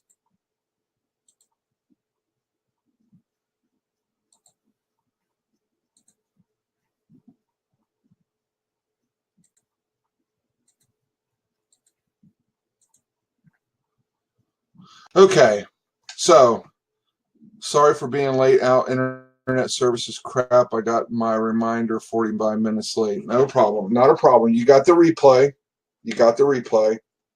That will get emailed to you as soon as we knock this off, and you can listen to it anytime.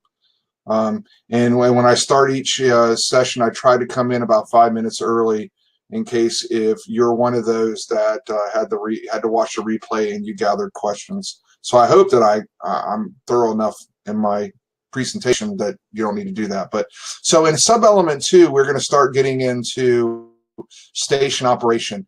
And in this, there is approximately, I think, about 30 to 40 questions, 30-something questions in the pool. You can expect 3 questions out of this sub-element to appear. Any 3 questions, potential questions to show up on the test. So to start off, I want to give you a little precursor on repeaters, and I think that will explain so much of this element. So as a technician class radio operator, you have access to these following frequencies. So as a technician, you really kind of have some choices here. I mean, you're not just, and the Baofeng radios, they will broadcast on,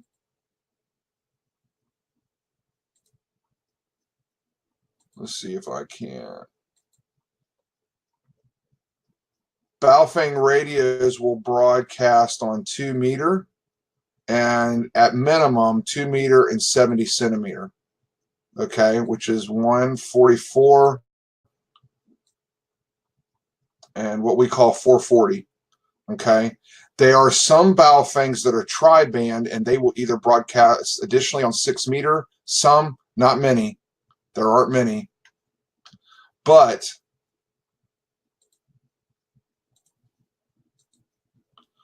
a lot of some of these radios that I've started to see come out will do these 3. And each one of these, I want you to understand that each one of these frequencies serves a different purpose. For instance, 420 to 450, because of the characteristics of the wavelength, what we call 70 centimeters or 440 works better indoors.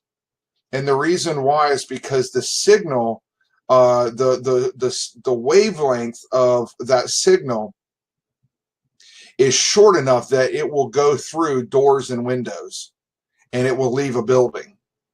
VHF, on the other hand, the wavelength is quite long and tall, and it will go out through doors and windows, but the problem is the end of the wavelength gets clipped off, so you don't get a complete signal and it doesn't register as a signal. All right. So anyways, you'll have access to these frequencies. Bink, bink, bink, bink, bink. Okay. So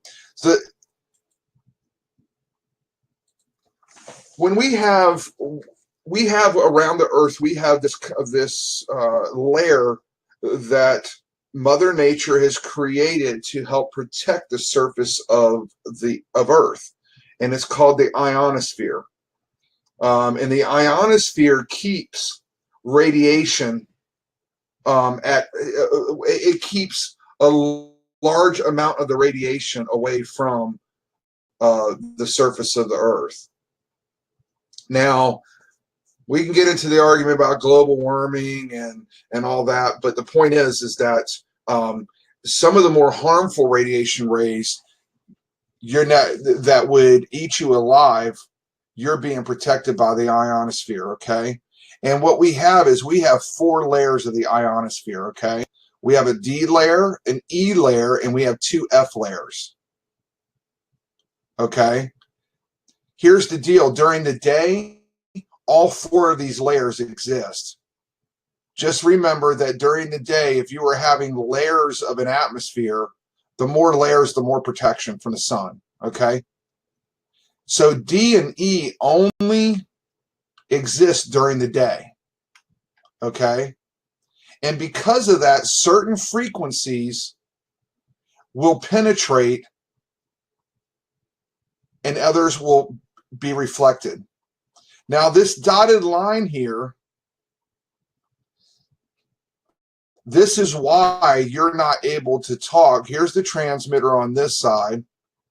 You're not able to talk over here to this side because, not because it's aiming up towards the the sun, it's simply the signal is going all over the place.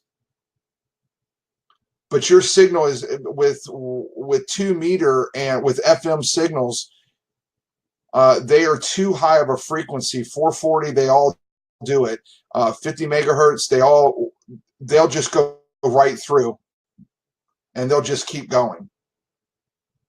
Okay, so it's important that you understand down the road about these layers of the ionosphere, because 7 megahertz, 7, and when you see down here at the bottom on the surface, you have these different frequencies. Okay, well, 28 megahertz is 10 meter. Okay, how do we know about 10 meter? How do you know it was 28 megahertz? Remember last week when I told you to divide 300 by it?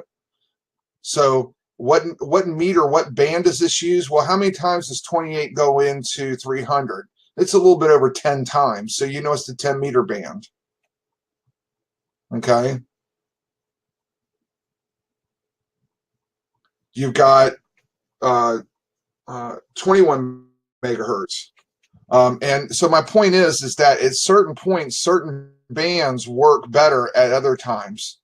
Okay. During the day, 20 meter works very well. All right. However, at night, 20 meter doesn't work as well. It doesn't go quite as far. So, and as these layers burn off during the day, what you're left with at night when the sun goes down, there is no longer a D layer or an E layer, and there aren't 2 F layer. There's just one layer. Okay, because the sun isn't out, the Earth doesn't require that protection. Okay. So as it says here, I want you to study this map a little bit later on, but signals that are between 1 and 7 megahertz, they get absorbed during in all these layers. Your privileges do not allow your signal, do not allow you access to frequencies who have a characteristic of being able to harness the use of the ionosphere. The reason why I explain this to you and show this to you is to give you a graphical representation of what your signal can expect to look like and why you need a repeater to assist you in getting longer distance, compared to why does an HF unit an HF radio not need repeaters like a Baofeng does.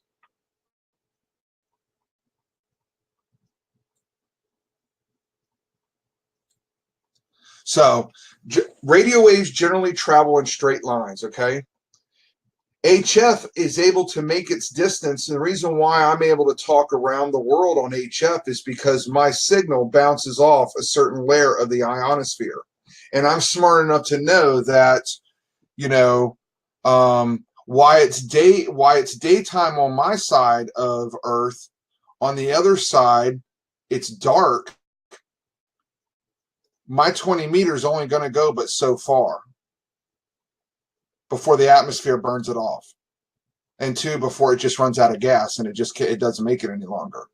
Okay, there's a lot of things that go into the concept of shooting the radio waves over space. And as you get into ham radio, and you can choose to follow those technical aspects or just not worry about it and enjoy the hobby. I would suggest that you enjoy the hobby and not worry about it. If it works, it works, and if it doesn't, find a new way. So, but we often refer to HF as skywave propagation because it has to use the ionosphere in the sky for that signal to propagate across long distances.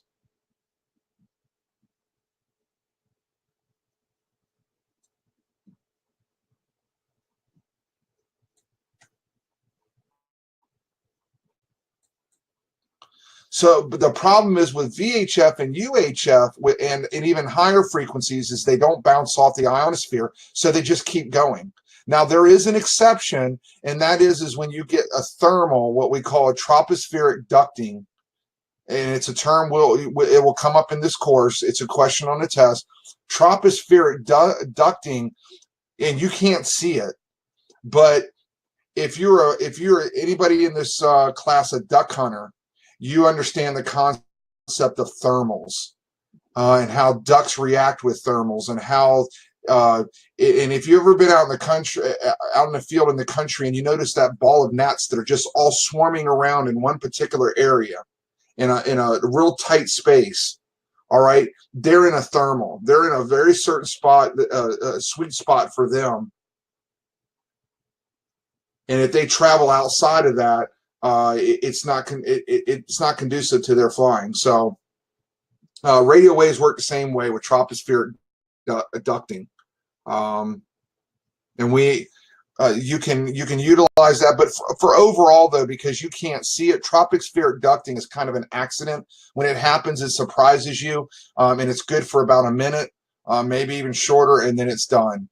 And that's all you can attribute it to. So just understand that your signal is just burning through the atmosphere because the characteristics of that high frequency doesn't allow the atmosphere to grab it or to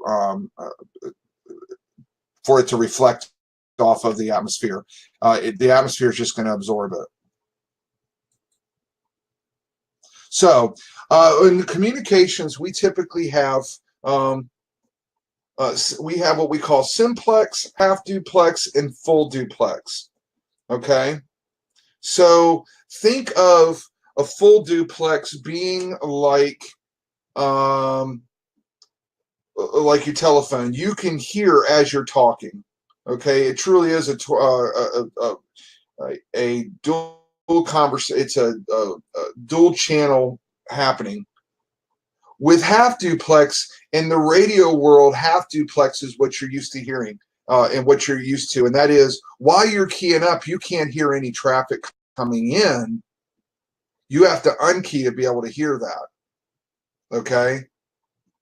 So a walkie-talkie would be a great example of that. Simplex is just that there's no, the signal goes both ways, and there's no medium in the middle that's assisting in that ability. So simplex in the radio world would be no repeaters. You don't need a repeater. As a technician class radio operator, you can use any frequency in your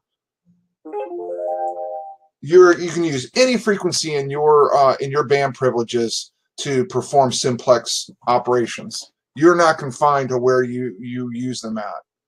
Okay. I can even tell you that if you know a repeater uses a certain frequency, if you don't have the tone and you don't have the offset created for it, then when you key up, you're never going to open up that repeater. You're essentially working in simplex operation. So keep that in mind, these concepts about simplex, half duplex, full duplex. So UHF, VHF radio waves, they're considered ground wave, okay? Meaning, because typically when you're using them, you have an antenna that points north, that's up and down, right?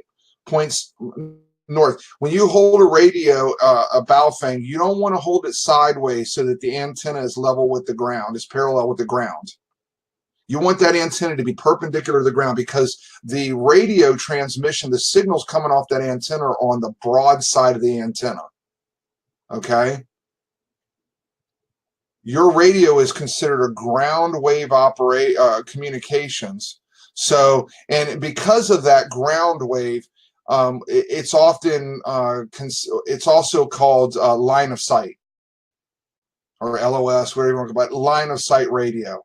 It means it doesn't necessarily mean that you have to physically see that you're the recipient that you're trying to call, but what you have to understand is that the reason why your Baofeng without the use of a repeater may only go 4 or 5 miles, it may go 4 miles at the most, and not 20 miles, is because there is something between you and at the 4 mile mark, there's something that won't let you go any further. Okay, it could be hills, it could be topographical, hills, terrain, anything like that. I will tell you that your Baofeng radio works better in the wintertime than it does in the summertime. And here's why. Because in the summertime, all the trees have foliage on them, the branches and the leaves. Imagine a radio signal trying to burn through so many trees over so many miles. How do you think that signal looks 3 miles? If you're in the middle of a forest and you go to key up and it's July and there's lush green trees and everything, how far do you think that signal goes when it's got to go through all the foliage around you? If you were standing in the same spot in the wintertime and all the leaves were off the trees, well, think you could line of sight. You can see further as well. Well, your signal is going to thrive longer without leaves on it. So it is true. You might hear somebody say that their signal seems to work better in the wintertime than in the summertime, and that's true. That's true with all ground wave communications. Okay. So it won't work in the Rocky Mountains. Well, it'll work in the Rocky Mountains. If you're at the top of the mountain, you probably got pretty good coverage. You probably could talk for 20 miles because there's not much. If you're, at the peak of a mountain, what objects are between you and that person? Now, your recipient, though, if you're on top of let's say the Rocky Mountains, and you can see Denver down below. Well, Denver's not too far down below, but you can see Denver, okay? And you've got a recipient on the other side of Metro Denver. They might not be able to hear you because the buildings in Metro Denver are actually blocking their end of the signal, not yours, but their end. If they came in a couple of miles, they'd probably be able to hear you. So you're not the problem in that equation, they are. But in this particular instance, as you can see, there's a receiver here on one side here. There's a receiver on the other. The only way that these two receivers can talk to each other in this particular instance is if you had repeaters on both sides on the peak of each of these mountains, and they were linked together. Okay. So I'm showing you a sky wave. That would be HF. And then ground wave. Now, ground wave isn't exactly, the signal isn't exactly a straight line, but it does hug the terrain a little bit.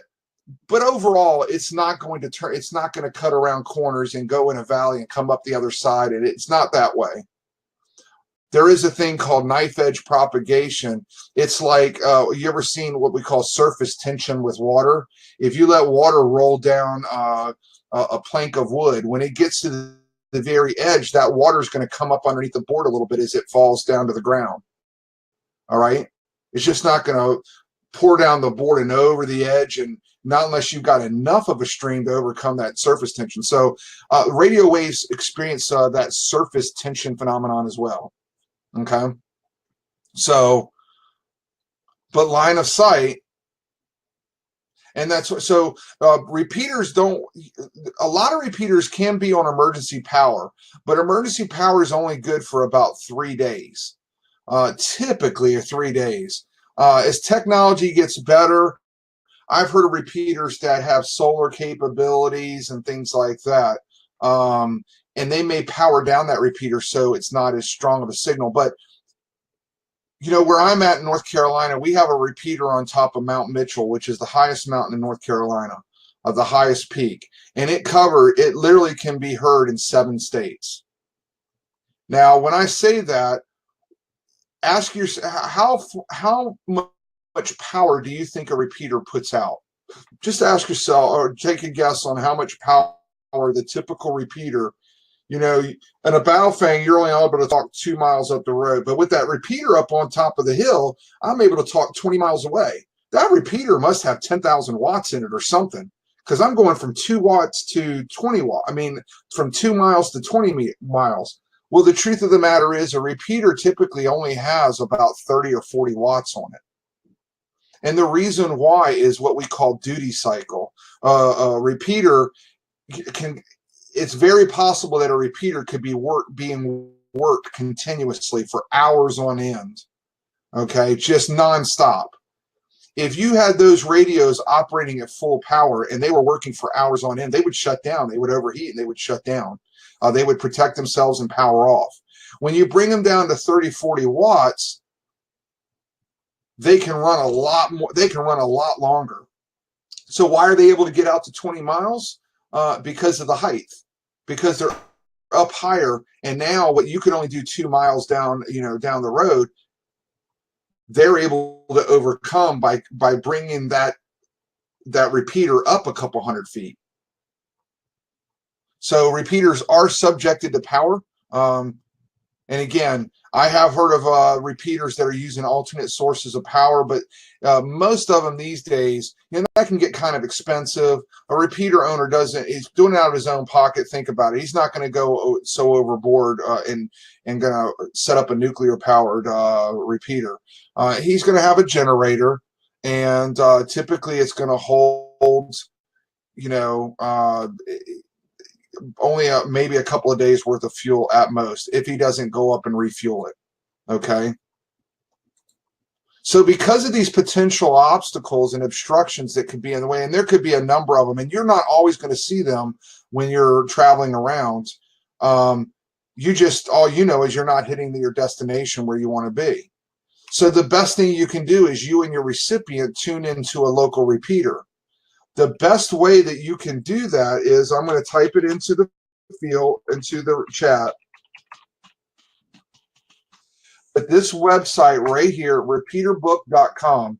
If you go to repeaterbook.com, you drill down like North America, then you go to the state, you pick the band that you're looking for, and it will show you all the counties for your state and all the repeaters. And it'll show you what county those repeaters are in. If you click on the frequency of that, say for your county, you see one for your county, you click on that frequency, it'll give you everything about that repeater. It'll tell you what its offset is, what its tone is. It'll tell you if it's an Echolink node. It'll tell you if it has e-power, emergency power. It will tell you, sometimes it'll have special notes to tell you its weak side.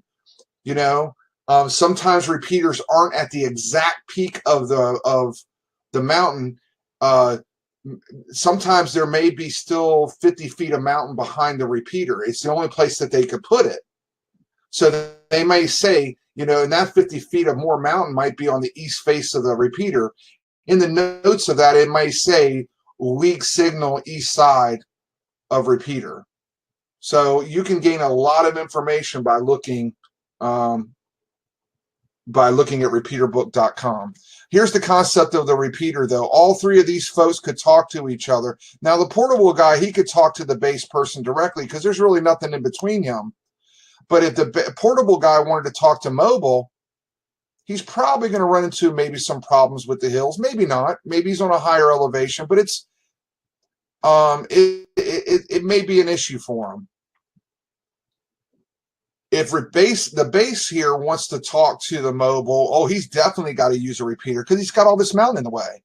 Okay, and this mobile is moving down the road. The only thing that's constant here is this repeater at a higher elevation. Okay. So, which one of the following is a common repeater frequency offset for 2-meter band? Now, every repeater that is a 2-meter repeater that I have ever seen is going, I think I may have seen one exception.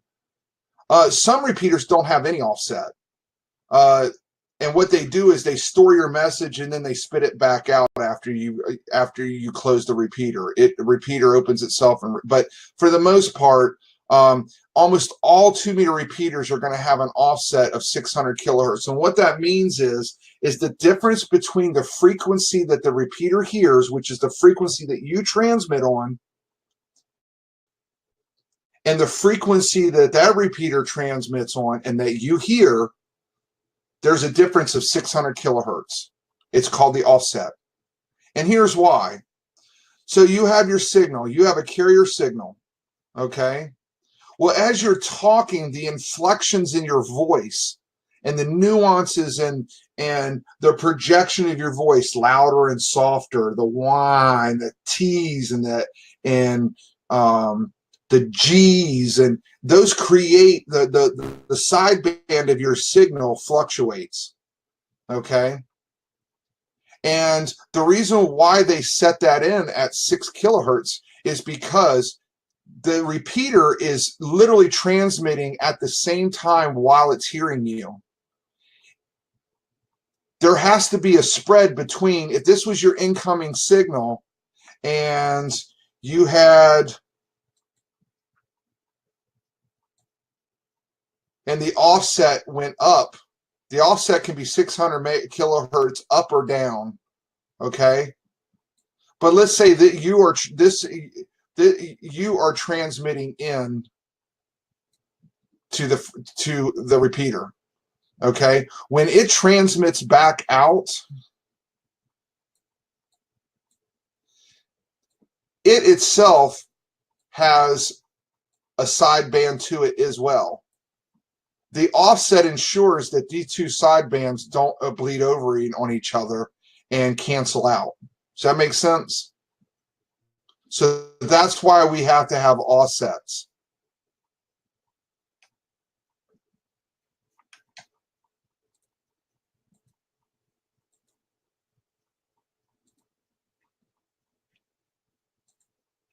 What is the national calling frequency for FM simplex operations on 2-meter band?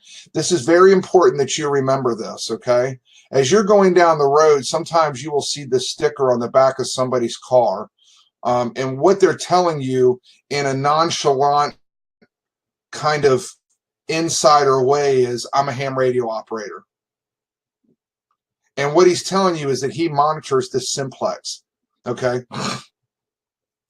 You would be surprised when you're, especially during times like in the morning when people are going to work and when they are coming home, those peak hours, I don't know, 7 to 9, 4 to 6 maybe, you may hear transmissions on the simplex frequency. Okay, but a lot of your emergency communicators, they keep this frequency up and going in their truck. Because if you have a radio and you have 2 lobes to your brain, it doesn't take much knowledge and much experience just to look at that radio and turn that plastic knob at the top and just keep turning it until the screen says 146.52. Well, the ham community had to come up with a frequency that it felt that would be of a good, would be a standard, that no matter where you were as a ham radio operator, you know that you need to have a frequency that everybody knows that you can go to if the repeaters are down, disaster, anything like that. This would be it. If you were in Michael in the Panhandle right now, say in the next couple of days, and all the repeaters are blown over, and you have a Baofeng, you could tune to 146.52 and key up and see if anybody can hear you. And if they can, maybe they can give you some intel as to where they're at and how it looks on their end. If they've seen American Red Cross come through their neighborhood or anything like that. Get what I'm saying? So, but the least experience can key up on 146.52. So what is the common repeater frequency offset for 70 centimeter? Well, we already said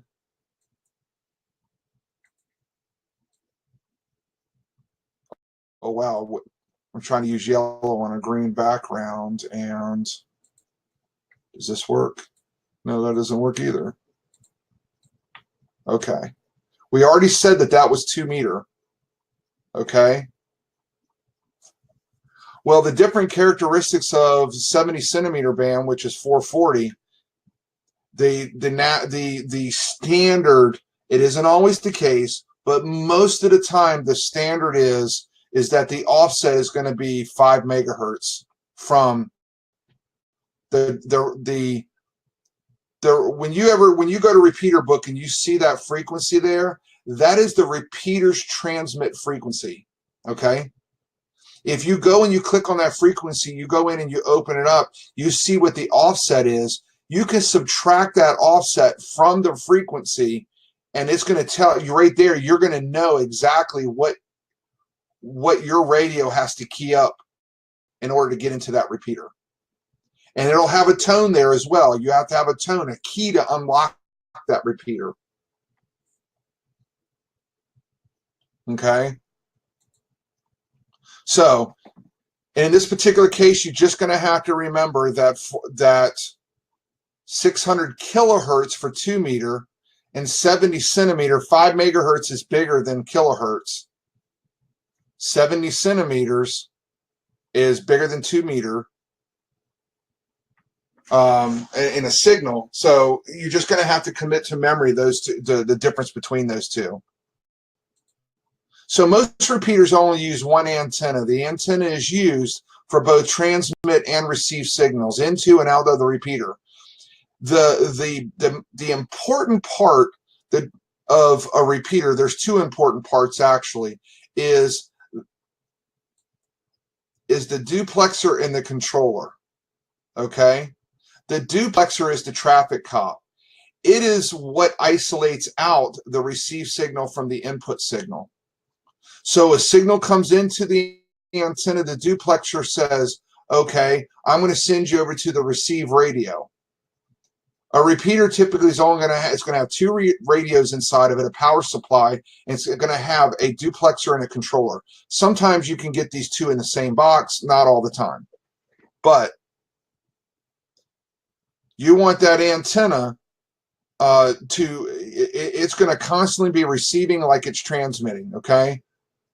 The duplexer is going to discriminate whether or not the signal's coming in or it's going out. Okay, because all it sees a signal coming in from the transmitter and it sees a signal coming in from the antenna. Okay, if it's coming from the antenna, it's smart enough to know, send it to the receiver. The receiver sends it to the controller. The controller can clean up the signal a little bit. It can isolate out and keep it to and it also can convert that signal to the transmit signal of the transmit side of the repeater. Okay. So this is a visual representation of it comes in. Hello, no sound. So it comes in to the duplexer. Duplexer says, okay, you're an incoming signal. I need to hand you all to the receiver. Receiver processes that signal. It goes to the controller that converts it to the transmit signal, sends it to the transmitter, passes it through the transmitter back to the duplexer. And the duplexer says, oh, you came from the transmitter. I need to send you to the antenna.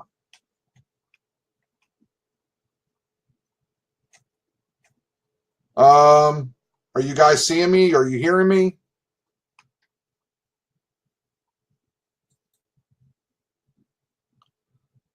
So repeaters further isolate their assigned signals by using a specific tone. You can think of a tone as a key that unlocks a door into the repeater, okay? If there are repeaters in close proximity to one another, a tone can assist in ensuring that that repeater only gets the intended signal, okay? So think of a tone, again, think of a tone as a key, okay? Everybody on your block has quick set locks on their doors, okay? There's only one store in town. There's not another one for 30 miles away, and the only locks they sell are quick set. So everybody in the neighborhood has quick set. The only reason why you can't go across the street and open his door is because your key is cut different than his. Okay? Think of the same way as a tone. All these houses, all the repeaters, they all have the same signals that are passing through them, but it's only going to take one key that's going to open up that repeater, and only one key. So I hope that that helps you understand what a tone is. It's no more than a key. Okay? And you remember last week when we talked about the volunteer frequency coordinator, he's responsible for working with the repeater owners to find a repeater frequency, a receive frequency that sets it apart from other ones around it, and gives it a tone that makes it very unique. Okay, typically that's not a big problem when you're in somewhere like even a town like Raleigh or Charlotte. Yeah, it's a big town, but it's a lot different than, say, a town like LA or San Diego or Miami, where you've got a lot of people, a lot of different repeaters, a lot of different antennas. You got a lot of things happening. That's where it starts becoming a little bit more crucial. Okay, I'm also going to have to cut off here in about 3 more minutes. So, what is an appropriate way to call another station or a repeater if you know the other person's call sign? This is really simple. Whenever you go to call out to somebody, you always use their call sign first, then yours. When you go to respond, it's the same thing. You use the other person's call sign first and then yours last. So whether you are originating the message or you're receiving it, it's always the other guy's signal. So the guy originating the message, he's using the recipient's call sign, then his. Well, the recipient turns around and uses the transmitter's call sign and then his own. If you always remember that, that's the way you never get it mixed up. Always the other guy's call sign first and then yours. Whether the other guy is a guy that you're trying to call, or it's the other guy is somebody you're responding to. Other guy first, you second. Okay? If you communicate in this format, it allows everyone to understand the call sign that is talking and the one that's being called. Okay? If you're a third party to the conversation and you hear two guys talking, and one guy, it sounds like he's in your town. Well, then when the conversation is clear, you can call out to him first to raise his attention. He hears his call sign. Then next, what is he going to do? He's going to listen for the call sign that's calling him. That's why you use his first. Get his attention. Now, the next thing he needs to know is, who am I responding to? Well, here comes along your call sign. Then he turns around and calls your call sign, piques your interest. The next thing you're looking at is, who am I talking to? Who am I about to respond to? And then he gives his call sign. How should you respond to a station calling CQ? Again, other person's call sign, then yours. Okay? Always other, then you. So it's a standard practice to always use the call sign of the other person you wish to contact, then yours, and the same is true the other way around. Which of the following is required when making an on-the-air test transmission? Okay? This is what we call a dummy load. Okay? Dummy load's not your husband sitting on the couch. It's not your boss. It's really a block. If you notice, it's got these little radiators, these little grill fins off of it, because as a signal is coming into it, it's generating heat. The idea of a dummy load is to keep the signal from being reflected back up the transmission line into the radio. A radio signal generates heat. The only reason why your antenna doesn't catch on fire is because your signal, when it leaves your radio, goes down the transmission line, up the antenna, it's leaving and going out the end of it. Okay? If you're not using something that is considered an antenna, then that signal just builds up into the coax line, and eventually it works its way back to your radio, and it can fry your radio. So you use a dummy load to do that. Here's the problem, though. It's always good to test like the real world. There's a lot of professions that would give you that same protocol. Test with the safety in mind. It's just like always treat a gun like it's loaded, right? When you key up a radio, always assume that an antenna is on the other end of it. No matter what a radio is going to transmit, a radio doesn't have an antenna attached to it. Okay? A radio can transmit. I can take my 2-meter radio right now, take the antenna off of it, and my neighbor across the street will hear me. The radio itself is transmitting a signal, and he's close enough to be able to hear it. So, and if you're in a populated area like an apartment building, or say like New York City, the Bronx, Brooklyn, or whatever, potentially, a couple of dozen people on your block could hear your signal, even when you're going into a dummy load. So you transmit out, you give your call sign as if you intend on having an audience, that even though you know that you're going into a dummy load. What is the meaning of a repeater offset? It's just the offset is only the difference between the repeater's transmit and receive frequency. That is all it is. Okay? So in order to listen and transmit at the same time, the repeaters have to use two different frequencies. One for its transmit frequency and the other for its receive frequency. And once you look at this picture, when you watch the replay, I want you to look at this picture and stop the replay and just look at it for a minute, and it'll make sense to you. This one is transmitting on the frequency that the repeater is receiving. This one is receiving on the frequency that the repeater is transmitting on. So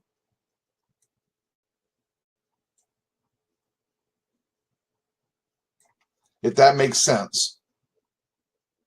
Okay, and when you study this picture, it really starts to make sense to you. What's the meaning of the procedural signal CQ? It just means calling any station. The best way to remember that is, think of CQ as a way of someone trying to seek you. Okay, the reason why CQ it became the way it did is because during the days when Morse code was a primary mode of communication, when they weren't creating electronics with power to them, and Morse code was much more of a predominant mode of communication, CW was a very short, snappy, sweet way of calling out. Instead of, could you imagine if you had to sit there and you were having to do that to say, anybody listening? Anybody got their ears on? Hey, anybody? Is anybody on this frequency? Could you imagine how long that takes? But then rewind that a minute and think, well, how long would it take me to just do CQ? It'd probably take you 2 seconds. So that's how CQ came about, and it's just kind of stuck through the voice portion when voice became popular. But just remember, it's just a way of somebody trying to seek you. So why wouldn't they both transmit on the same frequency? Well, because it's not full duplex, because because that type of equipment to be able to do that is really expensive. It's quite expensive, and the backbone that you would have to be able to do that is it would rely on more power. It would rely on more working parts inside the repeater. So why wouldn't we transmit and receive on the same frequency? All repeaters do, is because there are some repeaters that are called store forward repeaters. It listens, it stores the information, and then it puts it back, it spits it back out. There are repeaters out there, and you just have to know where they're at, but they have an access code to get into them. And you use the keypad on your Baofeng radio. And if you know what the access code is, somebody can leave you a message. It could be map bearings, it could be waypoints or anything. And what you do is when you're in reception of that repeater, you simply just you key up and you type in the access code, and then you unkey, and the repeater will start playing that message that's stored in it. So that's why. So So I'm going to cut it off here. Or let me go one more to number 10, and then it's an even number to end with. So what brief statement indicates that you are listening on a repeater and looking for a contact? Just your call sign. Typically, there's numerous ways to let people know out there. You could give your call sign, follow with monitoring. A lot of people get on and they give their call sign and say mobile. You could say KM4AGB mobile. And if somebody that you've talked to in the past hears you, they could come across and say, "Hey, Natty, how you doing, man? A4CZB." And then I know who's calling me, because that was the end of his transmission, right? So, but there's several ways you could use monitoring, standing by. You can you could give your call sign KM4AGB standing by, KM4AGB monitoring, KM4AGB, or just give KM4AGB. That's all you have to give. Just give the call sign. At minimum, what this question is aiming at is what is the minimum you have to do, that you should do to show your presence of listening into a repeater. It's your choice on what you want to add to that as well. A lot of preppers don't want to use the mobile part. They don't want people to know. Some people are hyper. They're high speed folks. They don't want to get on the radio and give their call sign and say mobile, because the same reason why they don't get their call sign on their plates, their vehicle plates, because they're afraid if they get on there and say KM4AGB mobile, that somebody will find out where your address is and they'll go rob your house, because now you're not home, you're mobile. So a lot of people don't like using the mobile, but a lot of times people will just use monitoring. That's a good one, monitoring, because nobody knows where you're monitoring from your living room, from your garage, or from your car, or from work. So with that said, what is the band plan? What is a band plan beyond the privileges established by the FCC? So all a band plan does is it's just a guideline. If you didn't have a band plan, how would you know what frequencies you were allowed to participate on, other than being tested and drilled on it? But how fast do you think you would forget that, right? So a band plan just informs operators where they're allowed to be for their privileges. And this is what a band plan looks like. Okay. Has the different modes over here that can be used.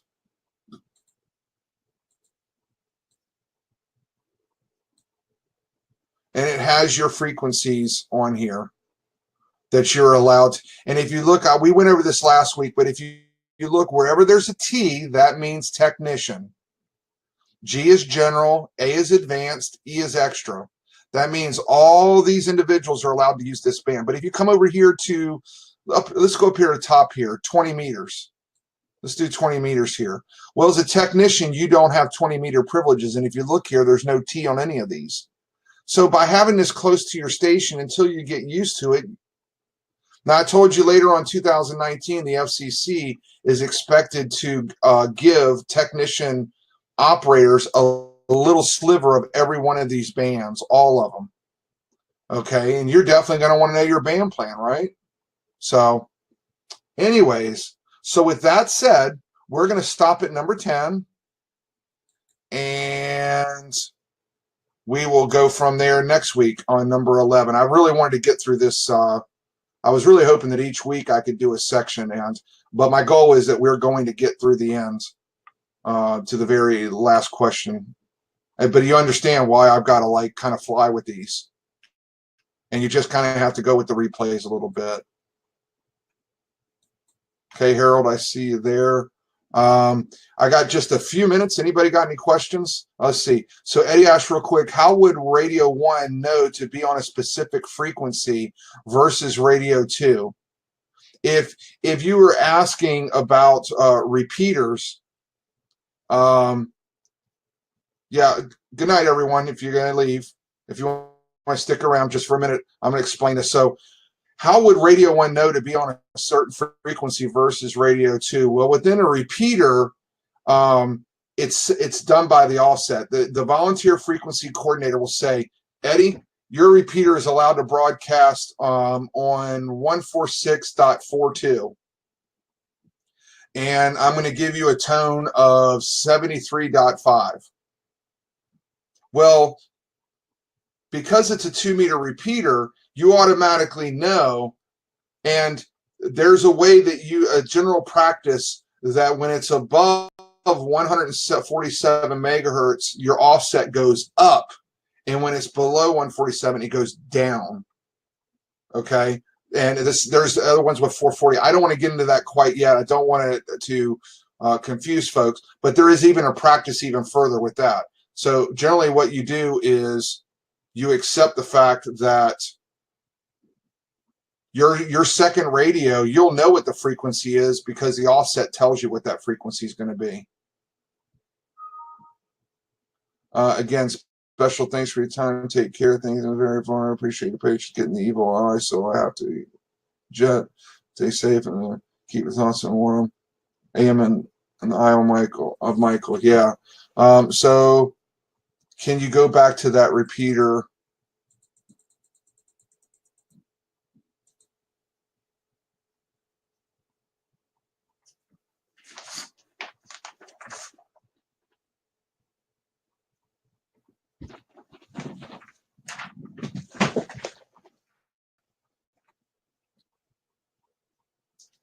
So I have to go. I have a net coming up, a digital net that I've got to do in 2 minutes for Hurricane Michael. I can't stick around any longer.